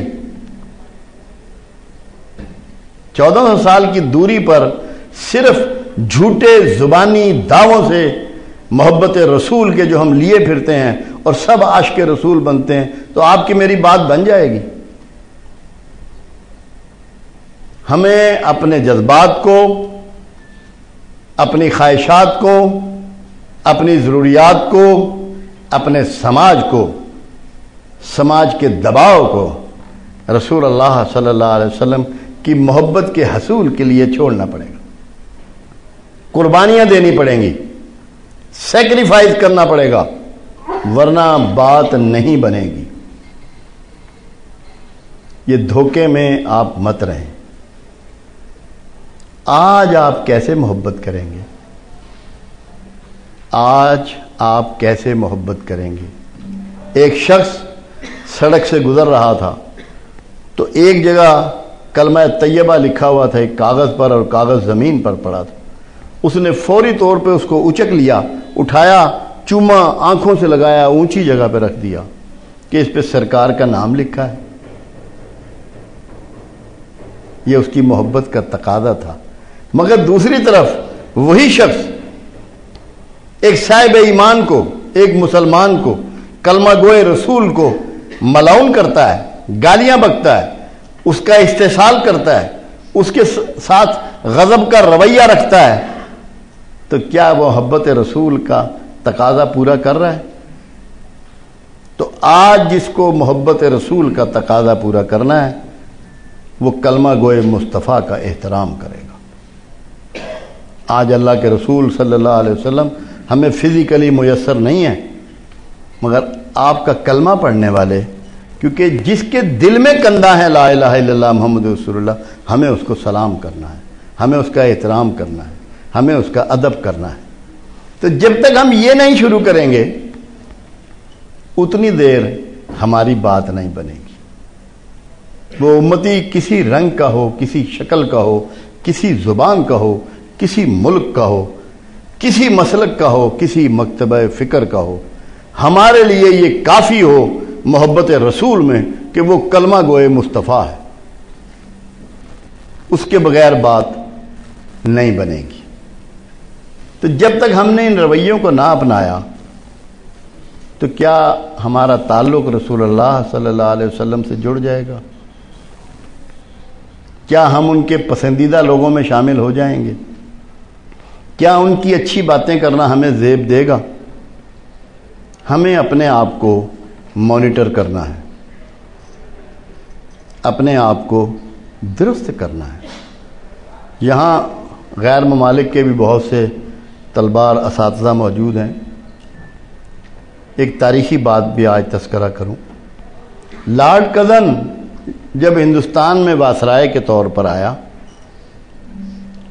تو اس کو ہندوستان کی تاریخی عمارتیں دیکھنے کا بڑا شوق تھا، تو دہلی کی تاریخی عمارات دیکھنے کے لیے نکلا۔ جب جامع مسجد دہلی گیا تو جامع مسجد دہلی کی ایک روایت جب سے یہ شاید مسجد بنی ہے چلی آ رہی ہے کہ اس کی سیڑھیوں پر بھکاری بیٹھے ہوتے ہیں، اس کی سیڑھیوں پر بھکاری بیٹھے ہوتے ہیں۔ ایک بھکاری دوڑ کے آگے ہوا، اس زمانے میں اس طرح کی سیکیورٹی اور پروٹوکول وغیرہ نہیں تھا، بھیک مانگنے کے لیے۔ تو اس نے پاکٹ سے، وہ اس وقت بھی پینٹ ہی پہنتے، بیک پاکٹ سے اس نے پرس نکالا، اس کو کچھ پیسے دیے، وہ پرس اس کا گر گیا سیڑھیوں پر، لارڈ کزن کا۔ تو اس بھکاری نے اپنی گدڑی اس پرس پر ڈال دی تاکہ اس کو محسوس ہی نہ ہو یا نظر نہ آئے، اور وہ پرس لے کے گھر چلا آیا۔ جب گھر آیا اس نے پرس کھولا، اس میں کاغذات بھی تھے اور بہت سے پیسے بھی تھے۔ وہ پرس اس نے کسی اور کو دکھایا، اس نے کہا یار تو یہ پرس اٹھا لایا ہے، یہ تو فرنگی کا پرس ہے، یہ تو عیسائی کا پرس ہے، غیر مسلم کا پرس ہے۔ اس نے کہا اچھا، تو وہ پرس اس نے سنبھال لیا۔ یہ تاریخی بات میں آپ کو بتا رہا ہوں۔ کچھ دنوں کے بعد لارڈ کزن کی بیوی انگلینڈ سے آئی، اس نے امارات کی تعریف کی لارڈ نے، انہوں نے کہا میں نے بھی دیکھنا ہے امارات کو۔ وہ بیوی کے ہمراہ دوبارہ جب جامع مسجد کو آیا تو وہ بھکاری دوڑ کے آگے ہوا اور کہنے لگا کہ یہ اپنا پرس لے لو۔ انہوں نے کہا تو نے اسے کھول کے دیکھا ہے، اس میں بہت پیسے ہیں؟ نے کہا سب کچھ دیکھا ہے۔ پھر تو کیوں واپس کرتا ہے؟ کہ مجھے یہ معلوم ہوا ہے کہ تو عیسائی ہے، میں یہ برداشت نہیں کر سکتا کہ قیامت میں رسول اللہ عیسیٰ علیہ السلام کے سامنے شرمندہ ہوں کہ تیرے ایک مسلمان نے میرے امتی کی جیب کاٹ لی۔ تو ہمیں ناموس مصطفیٰ کا خیال کرنا ہے کہ ہماری وجہ سے روز محشر اللہ کے رسول کو ندامت نہ اٹھانی پڑے کہ ہم سارے کے سارے ایسے لوگ آپ کی قطار میں کھڑے ہوئے ہوں، ہر انبیاء کے پیچھے ان کی امتیں کھڑی ہوں گی، کہ ہمارے پاس کچھ بھی نہ ہو، کوئی علم نہ ہو، کوئی فہم نہ ہو، کوئی نیکی نہ ہو، کوئی اچھے اعمال نہ ہو، خالی ہاتھ کھڑے ہوں بلکہ چوری چکاری ہو. تو ہمیں ناموس مصطفیٰ کا خیال کرنا ہوگا کہ ہم اپنا رویہ خاص کر جہاں غیر مسلموں سے واسطہ پڑے بہت زیادہ بڑھ چڑھ کے ہو، اور آپ کو اپنا تعارف نہ کرانا پڑے کہ میں مسلمان ہوں. آپ کے رویے کا حسن یہ ثابت کر دے کہ یہ مسلمان ہے. اگر آپ کو رسول اللہ صلی اللہ علیہ وسلم سے محبت ہے، انسیت ہے، ان کی ناموس سے دلچسپی ہے، ان کے معاملات کی پیروی کرنا چاہتے ہیں، سب سے بڑی بات، یہ بڑی امپورٹنٹ بات ہے جو میں کرنے لگا ہوں. 63 سالہ عمر ظاہراً آپ نے پائی جو معاشرے میں آپ کی گزری. 63 سال میں ایک بھی جملہ میرے آقا کا لفظ میں سے نہیں ہے. یہ میں نے کیا ہے، یہ میں نے کہا ہے، یہ میں کر سکتا ہوں، یہ میں کروں گا. ایک جملہ 63 سال میں کا نہیں ہے. یہ ہے کمپلیٹ سیلف نیگیشن. جب تک اس رویے کو آپ فالو نہیں کریں گے اور سمجھیں گے نہیں، شرک سے نہیں نکل سکتے. جو اصل شرک میں ہم پھنسے ہوئے ہیں، پورا معاشرہ پھنسا ہوا ہے، وہ ہماری ذاتی خواہشات ہیں. کہ فرما برداری کا تقاضا تو یہ ہے کہ میں اپنی خواہش اللہ اور رسول کی فرما برداری میں ترک کر دوں. ہم میں سے کوئی شخص اپنی خواہش اللہ اور اس کے رسول کی فرما برداری میں ترک کرنے کے لیے تیار نہیں ہے. تو جب تک وہ یہ ترک نہیں کرے گا، نفساتی طور پر وہ شرک میں ملوث رہے گا. کیونکہ جو سب سے بڑا شرک ہے جو انسان کرتا ہے وہ اپنے خواہش نفس کی پوجا ہے. وہ گفتگو بھی اگر میں یہاں اس لیے کر رہا ہوں کہ میری شناخت ہو، میری تعریف ہو، میں پہچانا جاؤں، تو یہ میرا سارا عمل باطل ہے. اور اس لیے کر رہا ہوں کہ میرا اللہ راضی ہو جائے، رسول کو میرا یہ عمل پسند آ جائے، تو پھر یہ سارا کا سارا عبادت ہے. اب یہ ہمیں ٹٹولنا ہے، کھوجنا ہے، دیکھنا ہے، اور رسول اللہ صلی اللہ علیہ وسلم کی پیروی میں کہ میں کس حد تک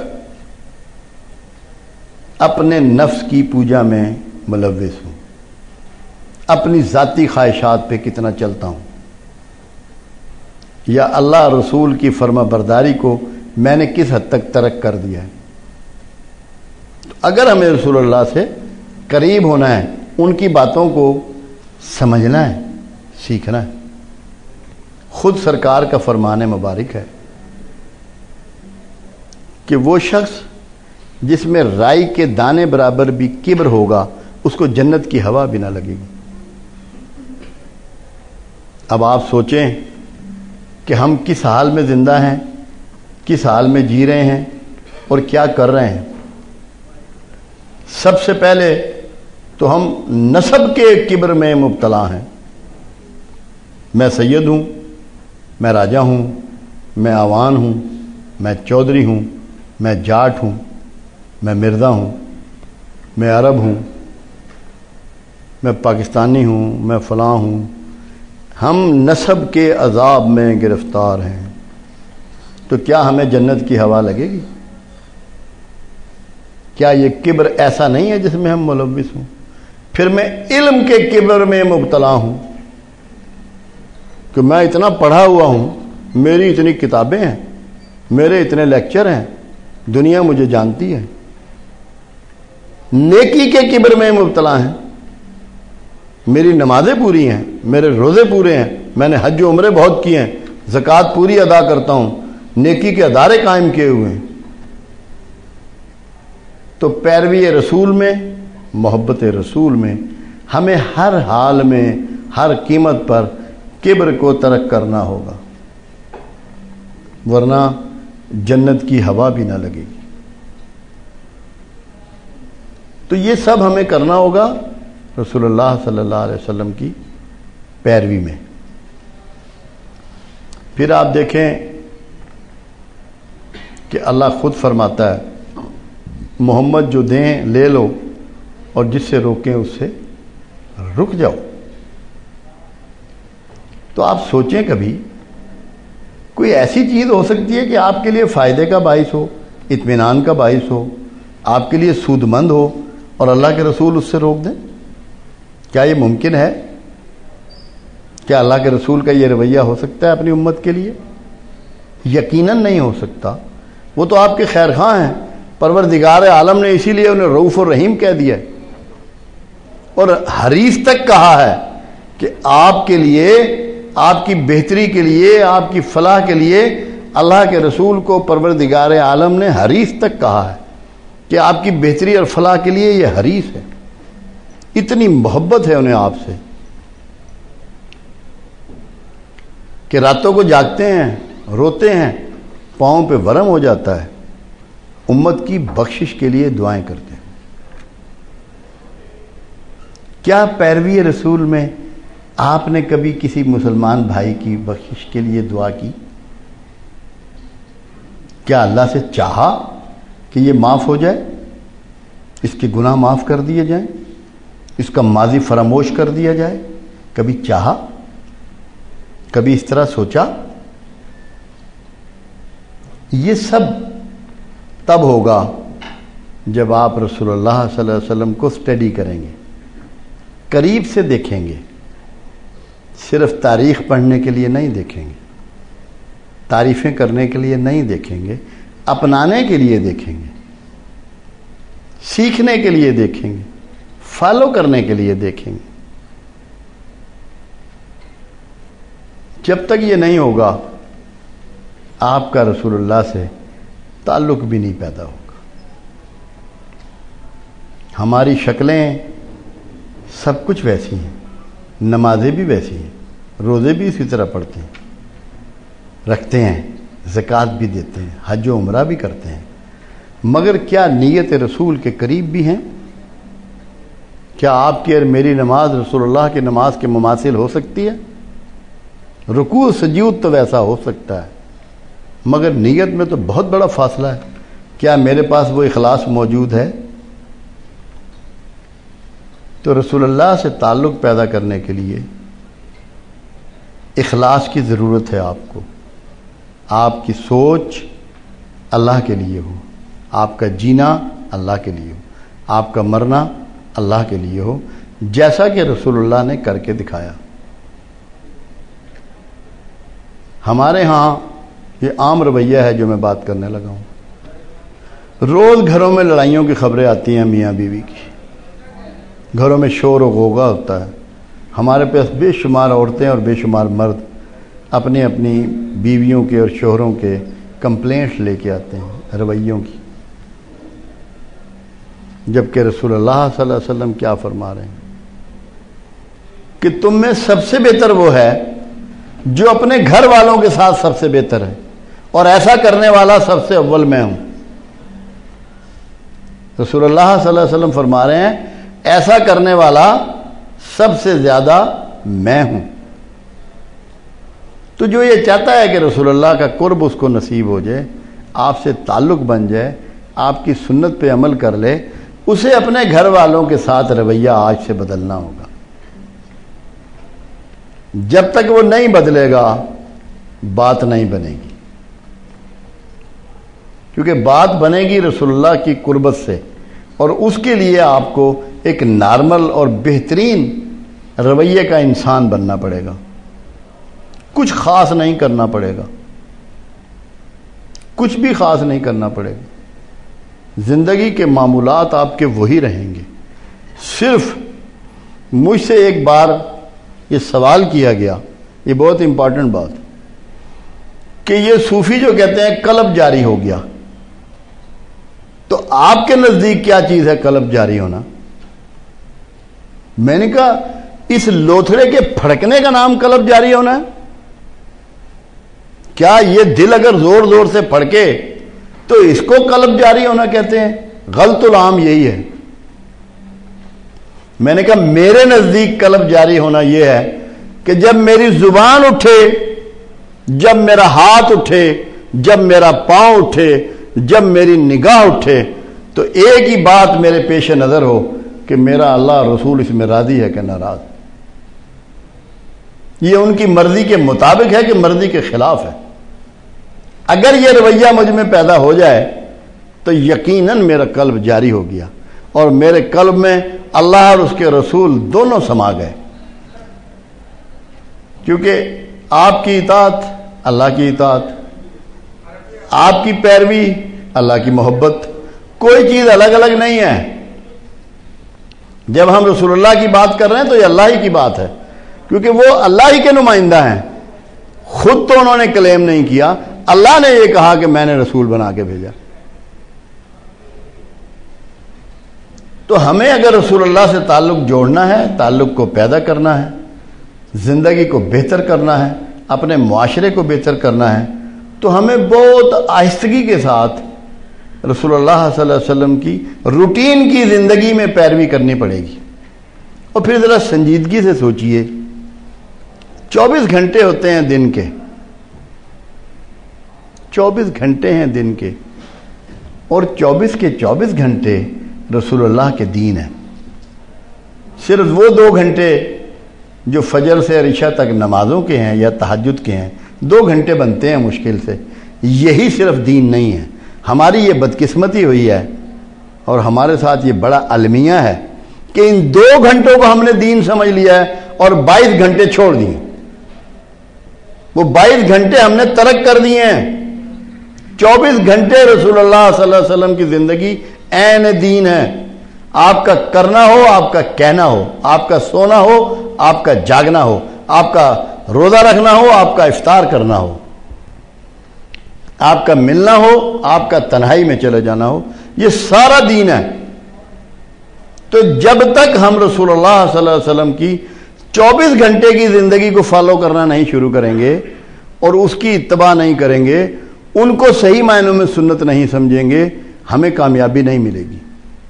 یہ ہمیں اس عذاب سے نکلنا ہے کہ 2 گھنٹے دین ہے، 24 گھنٹے رسول اللہ صلی اللہ علیہ وسلم کے دین ہے۔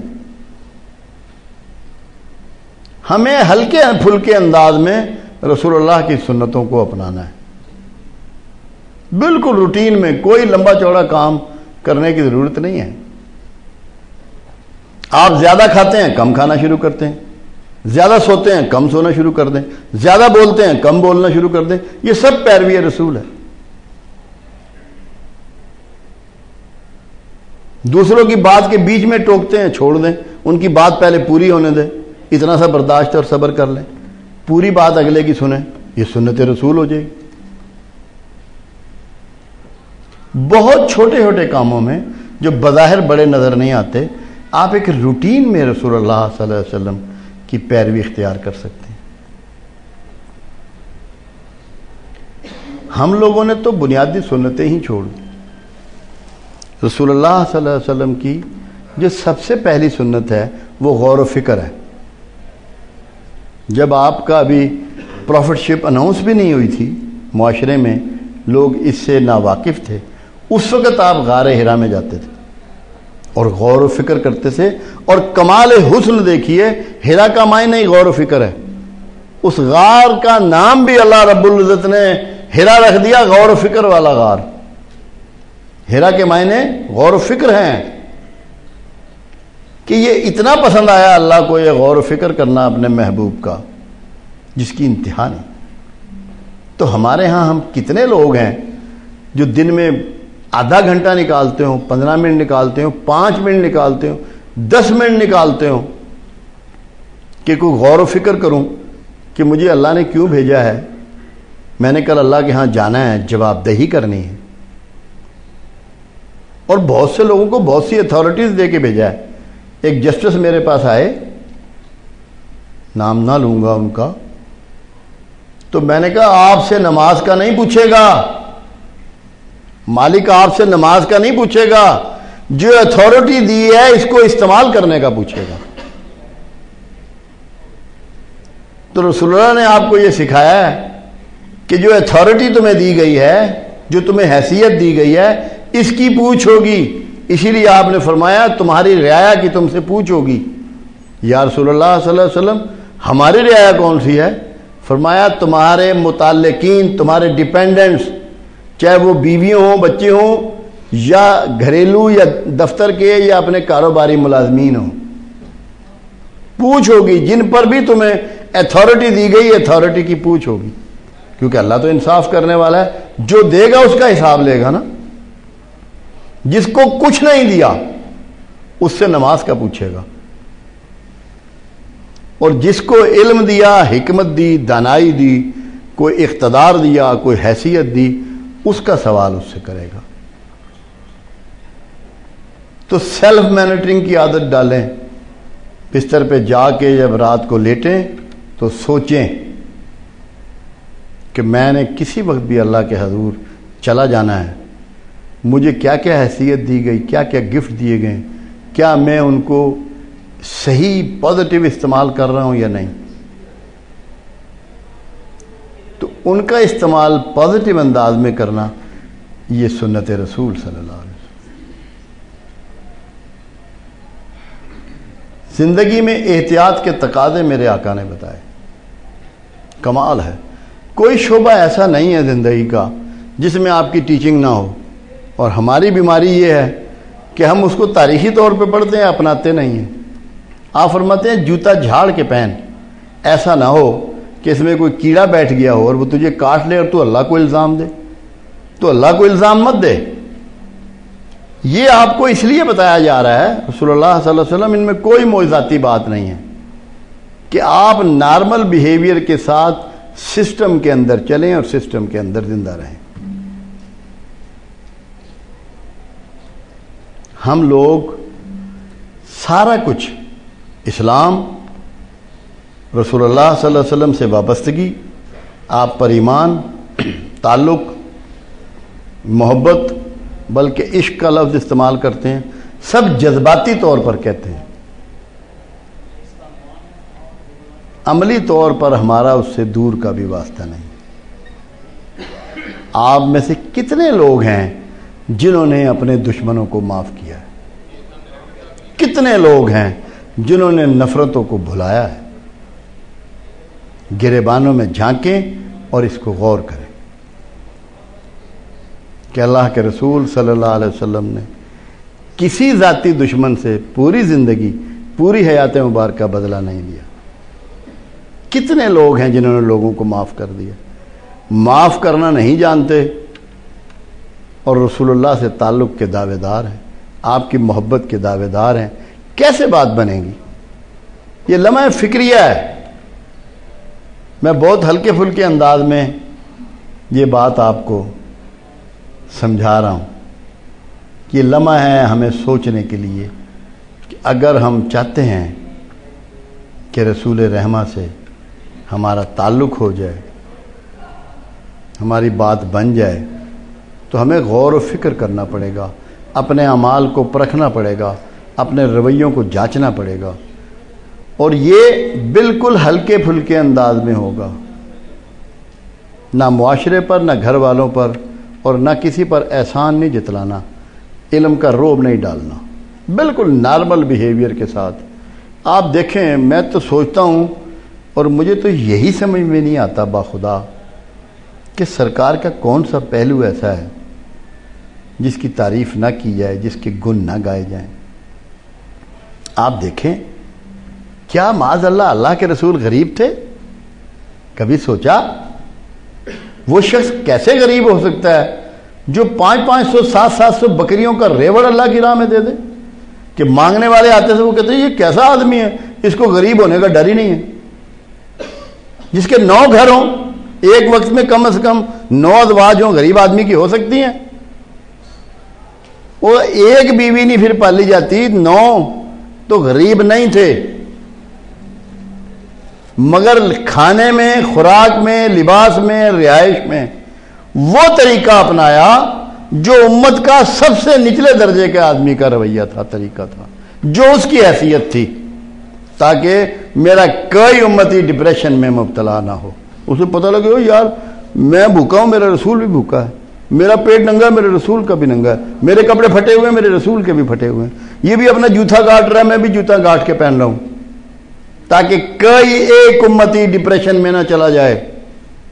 اس رویے کو اپنایا، زندگی اس لیول پہ جا کے گزاری، سب ایک ہی طرح اس کو آن کر لیں، پوری امت کو ڈپریشن میں جانے سے روک لیا، احساس محرومی کو ہمیشہ کے لیے ختم کر دیا۔ آج ہم جو دین کی باتیں کرنے نکلتے ہیں، رسول اللہ کی باتیں کرنے نکلتے ہیں، بہت بڑھیا گاڑی ہوتی ہے، بہت بڑھیا لباس ہوتا ہے، بہت بڑھیا موبائل ہوتا ہے، اور خدا جانے کیا کیا ہوتا ہے۔ تو ہمیں اپنے رویوں کو چیک کرنا ہے، رسول اللہ سے تعلق کے لیے، محبت کے لیے، قربت کے لیے، احساس کے لیے یہ سمجھنا ہے، ان سے نسبت جوڑنے کے لیے کہ سرکار نے کیا رویے اپنائے۔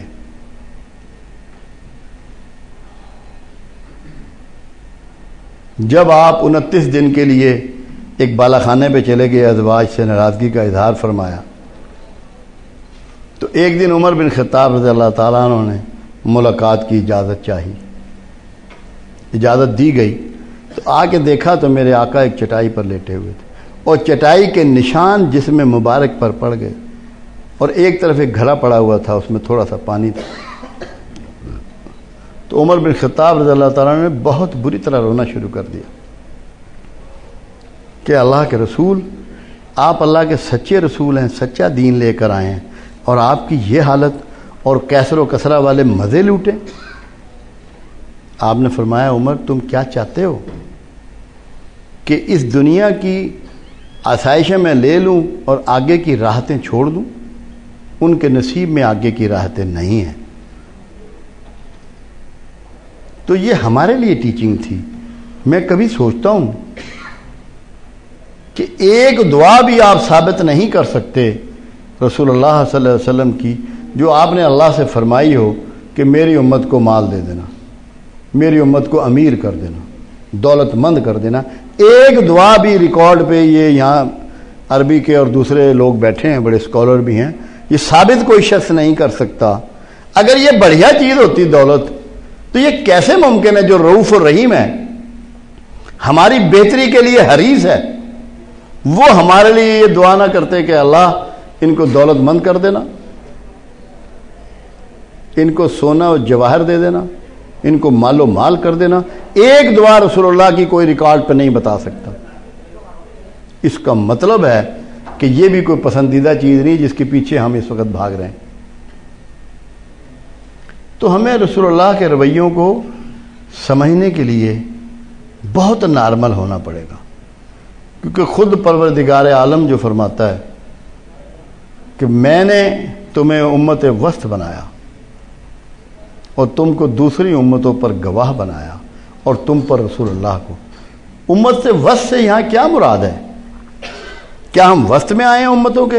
ہم تو آخری امت ہیں، ساری امتیں گزر چکی ہیں، ہمارے بعد تو کوئی امت آنے والی نہیں ہے، ہمارے بعد تو آخرت آنے والی ہے، قیامت آنے والی ہے۔ تو وسط سے مراد اعتدال کا رویہ ہے، وسطی طریقہ، نہ شدت عبادات میں، نہ شدت دنیا میں، اعتدال کے ساتھ ہلکی پھلکی دنیا بھی ہو اور ساتھ ساتھ عبادات بھی ہوں، دینی رویہ بھی ہو، اور عام آدمی، میں یہ سمجھتا ہوں کہ محفوظ راستے پر ہے، اور عام آدمی کا رویہ دین میں زیادہ بہتر ہے کہ وہ زیادہ تقویٰ دنیا کے لیے بھی نہیں کر رہا اور زیادہ تقویٰ دین کے لیے بھی نہیں کر رہا، درمیانے رویے کے ساتھ اپنی زندگی گزار رہا ہے۔ تو جو بھی شخص اس اعتدال کے راستے کو اپنائے گا، اعتدال کیا ہے؟ جس بات پہ غصہ آئے آنا چاہیے، جس پہ خوشی ہو ہونی چاہیے، جس پہ غم ہو ہونا چاہیے۔ خود رسول اللہ صلی اللہ علیہ وسلم اپنے بیٹے کی وفات پر روئے، ظہور کا یا رسول اللہ صلی اللہ علیہ وسلم آپ کی آنکھوں میں آنسو؟ فرمایا کیا میرے سینے میں دل نہیں؟ تو اعتدال کا رویہ یہ ہے کہ آپ بیلنس طریقے سے چلیں.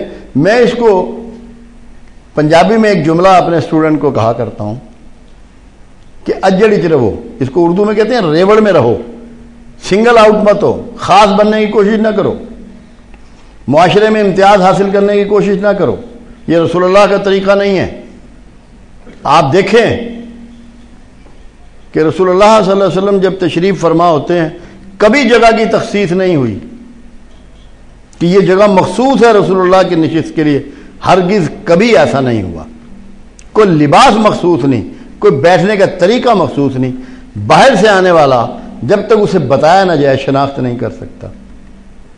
یہاں تک کہ جب آپ نے ہجرت فرمائی اور مکہ سے مدینہ کو جا رہے تھے، جب قباء کا علاقہ نزدیک آیا جہاں لوگ ویلکم کے لیے کھڑے تھے، تو ابوبکر صدیق رضی اللہ تعالیٰ عنہ کو تھوڑی سی پریشانی ہوئی کیونکہ آپ کا قد لمبا تھا. آپ کا قد تھوڑا سا لمبائی لیے ہوئے تھا. تو انہوں نے سوچا، گمان کیا کہ مبادا کے لوگ مجھے پیغمبر سمجھ لیں، کیونکہ کوئی تخصیص نہیں تھی.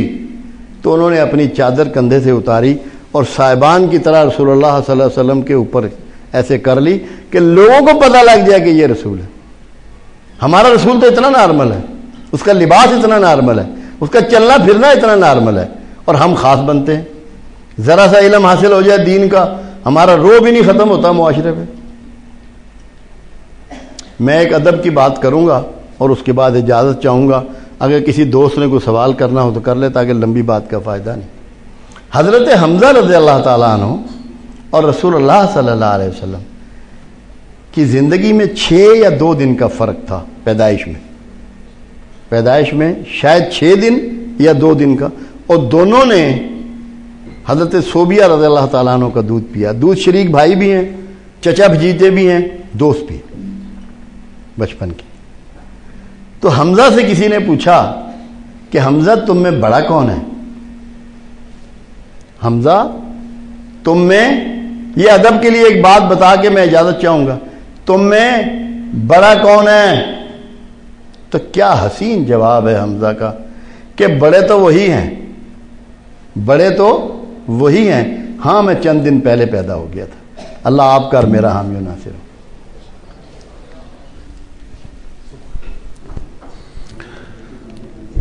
ڈاکٹر انعام صاحب انه يترجم باختصار باللغة العربية ان شاء الله. بسم الله الرحمن الرحيم. الحمد لله رب العالمين والصلاة والسلام على سيد الأنبياء والمرسلين وبعد. وفي الحقيقة في حياتي أتيحت لي فرص كثيرة جدا للترجمة، وعندما عرض الأستاذ الدكتور حبيب الرحمن علي أن أقوم بترجمة كلام الشيخ في هذا اليوم، أنا فهمته مهمة عادية كما نفعل نحن في المؤتمرات أو في اللقاءات والاجتماعات وما إلى ذلك. لكنني، واسمحوا لي أن أعترف في البداية، وجدت أن كلام الشيخ لا يحتوي على ألفاظ أو تراكيب كلمات تترجم بسهولة، بل هو حال كما أشار إليه الإمام الغزالي وذكره الأستاذ الدكتور محمود مخلوف وجزاه الله خيرا في الحقيقة. على أي حال أنا أحاول قدر الإمكان أن أقدم لكم خلاصة ما قاله الشيخ. النقطة الأساسية التي ركز عليها حديثه هو اتباع السنة. فيقول الشيخ يجب أن نتبع السنة، لكنه يفرق بين المعرفة العادية التاريخية، ويسميها المعرفة التاريخية لسنة الرسول صلى الله عليه وسلم وسيرته، والمعرفة الحقيقية. ومنبع المعرفة الحقيقية كما ذكر هو الإخلاص، هو النية، هو نية الإقدام على الاهتمام بكل ما يفعله الرسول صلى الله عليه وسلم.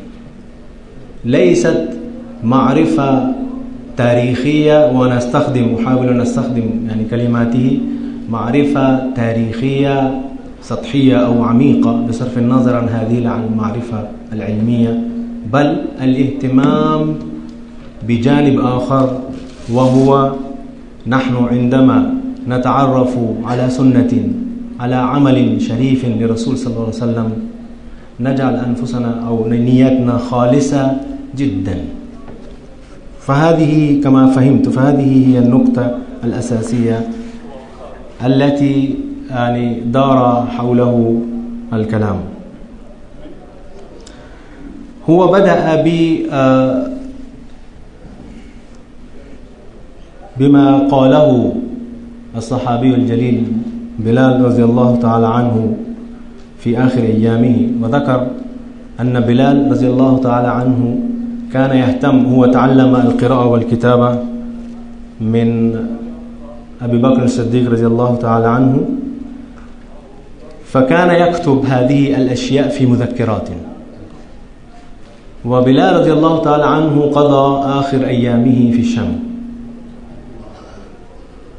فمرة يعني هو قال هذا بلال: أصبحت شيخا والآن أنا واقف على جبال الشام وأسمع عن معجزات الرسول صلى الله عليه وسلم، وأنا نفسي قضيت معه سنين طويلة جدا ولم أكن أرى المعجزات، بل كنت أرى التشجيع على العمل. فهو الشيخ بدأ كلامه بهذا، ثم ذكر الآيات الكثيرة جدا، وذكر أن يهود، وهذا ما أقره الله سبحانه وتعالى أيضا، أن اليهود كانوا يعرفون الرسول صلى الله عليه وسلم معرفة دقيقة جدا، ومع ذلك ما آمنوا. وأما نحن نؤمن به ولا نعرفه من ناحية العمل. ثم هو الشيخ ذكر ظروف الحياة الحديثة في هذه الأيام، خاصة ضغوط كثيرة جدا والمشاجرات كثيرة جدا، فهناك ضغوط اقتصادية، وهناك ضغوط سياسية، وهناك مشاكل في الأسر، وهناك مشاكل في العلاقات بين الأقرباء وما إلى ذلك، وذكر المشاكل التي تحدث كثيرا بين الزوجين. ويثير سؤالا: ما السبب في ذلك؟ فالشيخ يرى السبب في ذلك أننا تركنا طريق الرسول صلى الله عليه وسلم، وهو طبيب الأطباء. والشيخ يستمد من هذه الآية، قال الله تعالى: إن كنتم تحبون الله فاتبعوني يحببكم الله. فلكي نحصل على حب الله نحن، لكي نجعل أنفسنا مؤهلين لحب الله صلى الله عليه وسلم، يجب أن نتبع الرسول صلى الله عليه وسلم. ثم هو يرى أن السيرة، نحن عادة نظن، ربما لأجل قراءاتنا العميقة الطويلة، نحن نظن أن السير أو اتباع سيرته أمر صعب للغاية، لكن الشيخ يرى أن هذه البداية عادة، البداية خاصة سهلة جدا. فهل يعني نحن نرى من منا لا يعلم أنه كيف كان يستيقظ، وكيف كان يرقد، وكيف كان يأكل، وكيف كان يشرب، وكيف كان يمشي في السوق، وكيف كان يتعامل مع الناس في الحياة اليومية. فنحن نبدأ من هنا، فنحن نبدأ لا نجعل حياتنا مصيبة في هذا، بل نسير على الأعمال التي نحن نقوم بها في 24 ساعة ليلا ونهارا، بل ثم ننسب هذه الأعمال، نقوم بها كما كان الرسول صلى الله عليه وسلم يقوم بها، ثم ننسب هذه الأعمال إليه، وبهذا نتبعه، ثم نستحق حب الله لنا. فهو مثلا هنا أشار إلى إشارة ما شاء الله إلى يعني نقطة بليغة جدا، أن حياة الرسول صلى الله عليه وسلم في هذه الأرض كانت حياة عادية، مع أنه كان خاصا رحمة للعالمين رؤوف رحيم، مع أنه كان خاصا، لكن الحياة التي قضاها هنا في هذه الأرض كانت عادية. والسبب في ذلك والسر في ذلك أننا يعني يسهل علينا الاتباع. ثم هو ذكر وطلب مني اختصار، ثم ذكر يعني آيات كثيرة جدا وأمثلة كثيرة من سيرة الرسول صلى الله عليه وسلم ومن سير أصحاب الرسول صلى الله عليه وسلم، لكي يعني تكون دليلا على هذه النقطة. يعني لا نحاول مثلا أنا أريد أن أتبع الرسول صلى الله عليه وسلم، لا أحاول أن أصبح شخصا خاصا، بل رجل عادي يقوم بأعمال عادية منذ أن يستيقظ إلى أن ينام، ويقوم هذه الأعمال كما كان الرسول صلى الله عليه وسلم يقومه، فهذه يقوم بها. فهذا هو. ثم هو أشار إلى نقطة أخرى، يعني هو يقول مثلا الرسول صلى الله عليه وسلم هو رحمة للعالمين، بل سماه الله سبحانه وتعالى رؤوفا رحيما، وسماه أيضا وصفه بأنه حريص عليكم يعني على المؤمنين. فهل يعني ما النصيحة في كل هذا لي كمسلم وأنا أريد أن أتبع سيرة الرسول صلى الله عليه وسلم؟ فالشيخ يرى مثلا هنا النقطة الأساسية خدمة الخلق. فأنا مثلا في خدمة الخلق، وهو هنا يربط هذا التعليم وبما يحدث في هذه الأيام، هل مثلا يصلح لي، هل يليق لي أن مثلا أخدم الناس ثم أفرق بين المسالك والمذاهب والاتجاهات السياسية والمذهبية والدينية المختلفة، أو أخدم الناس بصرف النظر عن هذه؟ فهو يرى أن السنة أو اتباع السنة الحقيقي هو أن لا نفرق بين هذه الأشياء في خدمة الخلق. ذكر مثالا، وربما هذا المثال طبعا عندنا كثير وفي البلاد الإسلامية الأخرى أيضا نجده، أننا نمسك المصباح في أيدينا، وربما نذكر الله سبحانه وتعالى، وربما نصلي على الرسول صلى الله عليه وسلم، لكن في اللحظة التالية نسبب الإيذاء للآخرين، نظلم الآخرين، نصلب حقوق الآخرين، نكذب ونخفي الحق. فهو يسأل هنا بعد ذلك هل يمكن أن نفوز هنا حتى في الدنيا وفي الآخرة على هذا الأساس؟ ثم هو فرق بين حبنا للرسول صلى الله عليه وسلم واتباع سيرته. فهو يرى مثلا أن يجب أن نفرق بين العواطف التي توجد في قلوبنا وما يتطلب منا ونحن نريد أن نتبع سيرة الرسول صلى الله عليه وسلم. فالذي يركز عليه هو الشيخ أن يجب أن نركز على اتباع سيرته. كما قلت قبل ذلك هو ذكر يعني أشياء كثيرة من الآيات القرآن الكريم وكذا وكذا. ثم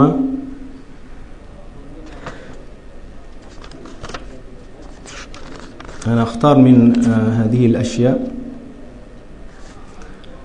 لكي يوضح أهمية اتباع الرسول صلى الله عليه وسلم ليلا ونهارا في 24 يوما. هو يرى نحن في ذهننا من أين جاء هذا، أننا مثلا الساعتين نؤدي خلالهما صلاة التهجد والعبادة، نحن نظن أن هذا هو الاتباع الرسول صلى الله عليه وسلم، ثم ننسى بقية الساعات في اليوم في الليل واليوم. فهو يرى أن الاتباع لازم ويلزم واجب على يعني على طول 24 ساعة. والأمثلة مرة أخرى يذكر الأمثلة، مثلا واحد يأكل كثيرا فيقلل من طعامه اتباعا لرسولة الرسول صلى الله عليه وسلم، واحد ينام كثيرا فيقلل من نومه، واحد يتكلم كثيرا فيقلل من كلامه اتباعا النية. المهم الأساس هي النية، الإخلاص في النية. أو واحد يتدخل في كلامه، وهذه ظاهرة عامة جدا نراها نحن في المؤسسات التعليمية.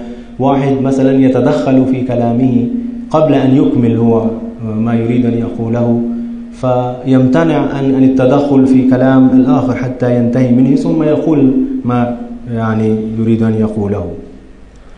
ثم انتقل الشيخ من هذه الأعمال العادية التي نحن نقوم بها ليلا ونهارا، ويجب أن يعني نقوم حسب سنة الرسول صلى الله عليه وسلم، ثم ننسب هذه الأعمال إلى سيرته، لأننا نقوم بهذا كما يقوم في هذا في قلبنا في نيتنا.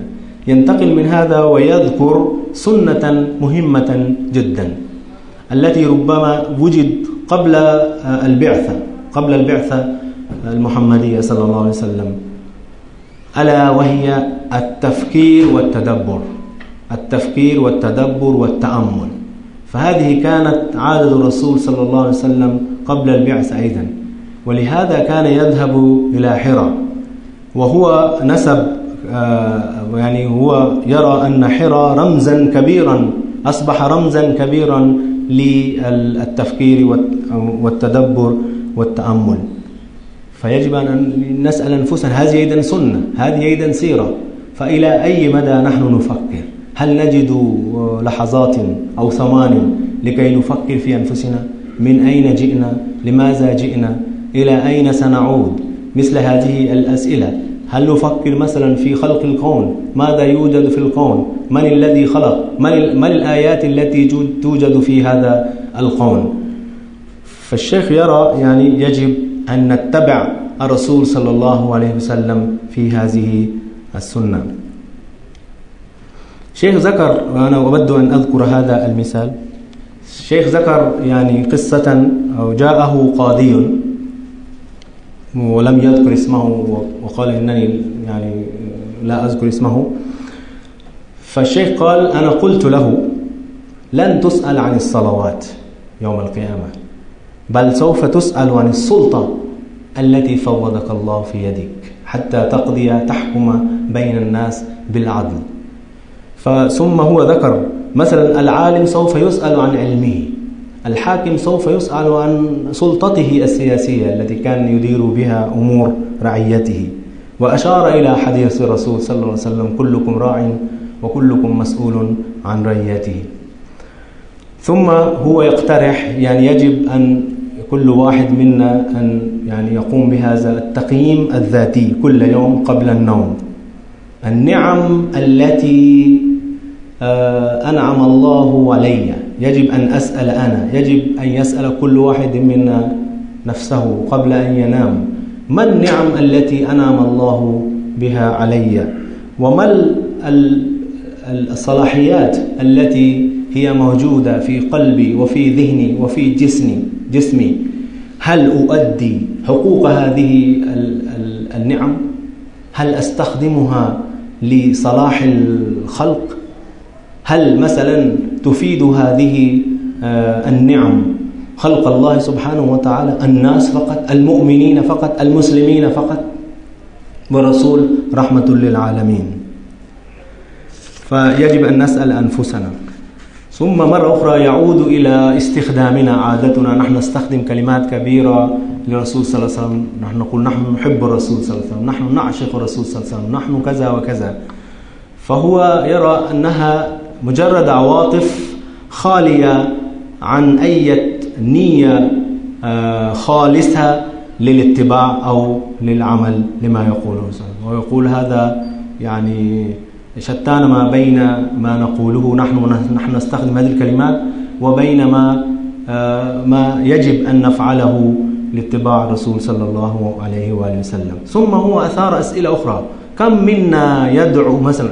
كان من سنة الرسول صلى الله عليه وسلم أنه كان يسهر الليالي، وماذا كان يدعو في معظم الأحوال؟ كان يدعو المغفرة لأمته، فهو يسهر. كم منا يدعو العفو والمغفرة لإخوته الآخرين أو للآخرين أو للأمة المسلمة؟ ثم يعني مثل هذه الأمثلة من الحياة العادية ومن يعني سننه صلى الله عليه وسلم التي قد لا أنتبه إليها في معظم الأحوال. ثم أثار سؤالا آخر في النهاية، بس في الحقيقة يعني هو كما قلت يعني هذه الكلمات يعني يصعب علي، ربما الأستاذ الدكتور حبيب الرحمن يعني يستطيع يترجم بطريقة ناجحة، لكن يصعب علي لأنها تحمل روحا.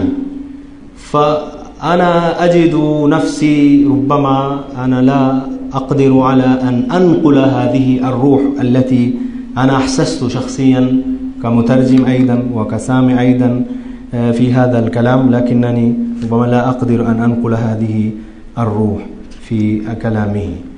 فنقطة مهمة جدا أود أن أذكرها، ذكر الشيخ أن الرسول صلى الله عليه وسلم كان يدعو لأمته دائما. هل هو دعا مثلا أن تصبح أمته ثرية أو غنية أو ذات مال وأسباب كثيرة؟ فهو هنا ذكر طبعا الجمع هنا، الحضور هنا، أساتذة من اللغة العربية، أساتذة في الشريعة وأصول الدين، فقال لم يثبت عن الرسول صلى الله عليه وسلم أنه دعا لأمته الثراء المادي، المال ومثل هذا. ما النقطة التي ماذا نتعلم من هذا؟ أنه كان يعني يدعو لأمته المغفرة، وما دعا للجواهر والمعادن وما الأشياء المادية في هذه الدنيا. في النهاية هو دعا في اتباع السنة، دعا إلى الاعتدال والتوازن. وطبعا استنبط من أمة وسطة أنه وسطية، المراد بالوسطية هو الاعتدال والتوازن. فالإنسان في حالة الغضب يغضب أيضا، وفي حالة الحزن يحزن، لأن الرسول صلى الله عليه وسلم حزن وذكر وفاة ابنه وكيف بكى الرسول صلى الله عليه وسلم وسأله أصحابه حتى أنت يا رسول الله، فأجاب على هذا. ففي حالة الفرح نفرح، يعني نجعل اتباع، وهذه كلمة أخيرة، نجعل اتباع الرسول صلى الله عليه وسلم واتباع سيرته أمرا عاديا غير متكلف.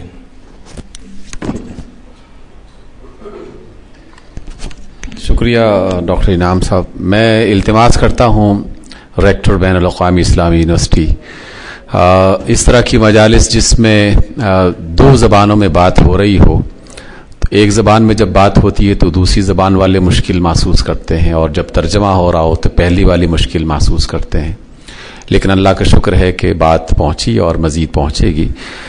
जनाब प्रोफेसर फ़तेह मोहम्मद मलिक साहब अपने कलिमात से नवाजते हैं।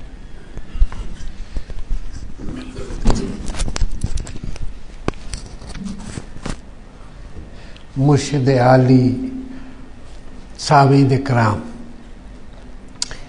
मैं कोई लंबी चौड़ी गुफ्तगू का इरादा नहीं रखता, क्योंकि मैं नहीं चाहता कि मैं बोलता रहूं और सारा हाल खाली हो जाए। बहुत वक्त हो गया है, ये एक तरह का सूए अदब होगा हमारे मुर्शिद के लिए। ये हमारे का लफ्ज़ जो मैंने इस्तेमाल किया वो इसलिए किया कि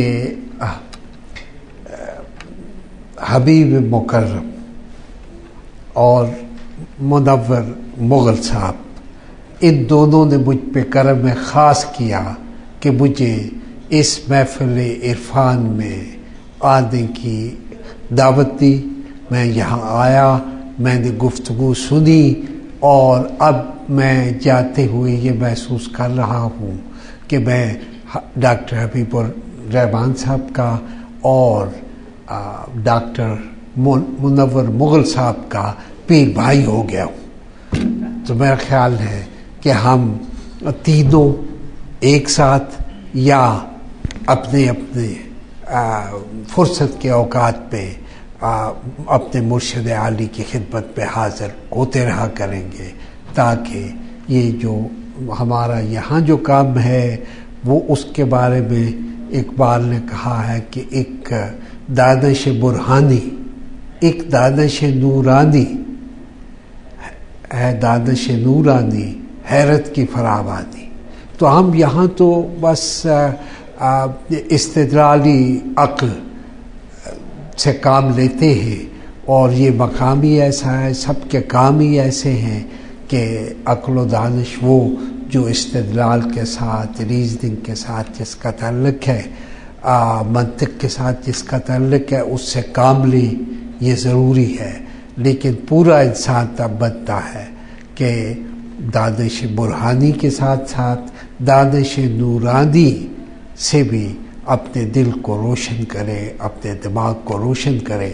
تو اللہ کا لاکھ لاکھ شکر ہے کہ ہماری قوم میں مرشد عالی کسی شخصیات موجود ہیں کہ جنہیں زندگی کا، عملی زندگی کا بھی بھرپور تجربہ ہے، اور اس کے بعد انہوں نے یہ جو خلا زندگی میں رہ جاتا ہے، دنیاوی کام دھندوں میں اور ترقی و تنزل کے مسائل میں الجھ کر جو روحانی زندگی اور وجدانی زندگی میں جو خلا پیدا ہو جاتا ہے وہ انہوں نے پر کیا، اور اس طرح سے پر کیا کہ آج کی ان کے گفتگو سے ہمیں یہ محسوس ہوا کہ گویا ہم بھی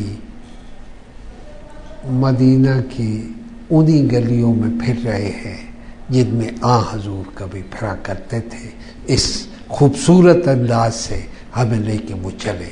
تو میں ایک مرتبہ پھر ان کے شکریہ ادا کرتا ہوں، اور انہیں ان کی خدمت میں درخواست کرتا ہوں کہ 2 ہی مرید نہیں آپ کے، اب 3 ہو گئے.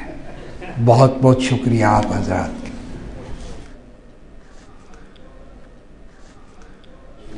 شکریہ آپ تمام احباب کا، دوستوں کا، اساتذہ کا کہ آپ تشریف لائے. اور انشاءاللہ عرفان صاحب کے ساتھ جو نجی مجالس ہوتی ہیں، اصل زندگی اور رونق وہاں پہ دکھائی دیتی ہے. انشاءاللہ وہ مجالس قائم رہیں گی. اللہ تعالیٰ جب تک ہمیں توفیق دے گا یہ صحبتیں، اللہ تعالیٰ اس کو دوام بخشے. آپ حضرات کا بہت بہت شکریہ. بارک اللہ فیکم. السلام علیکم ورحمۃ اللہ وبرکاتہ. 2 جہاں فدا تیرے نام پر، ہے سکون فضا تیرا نام بھی.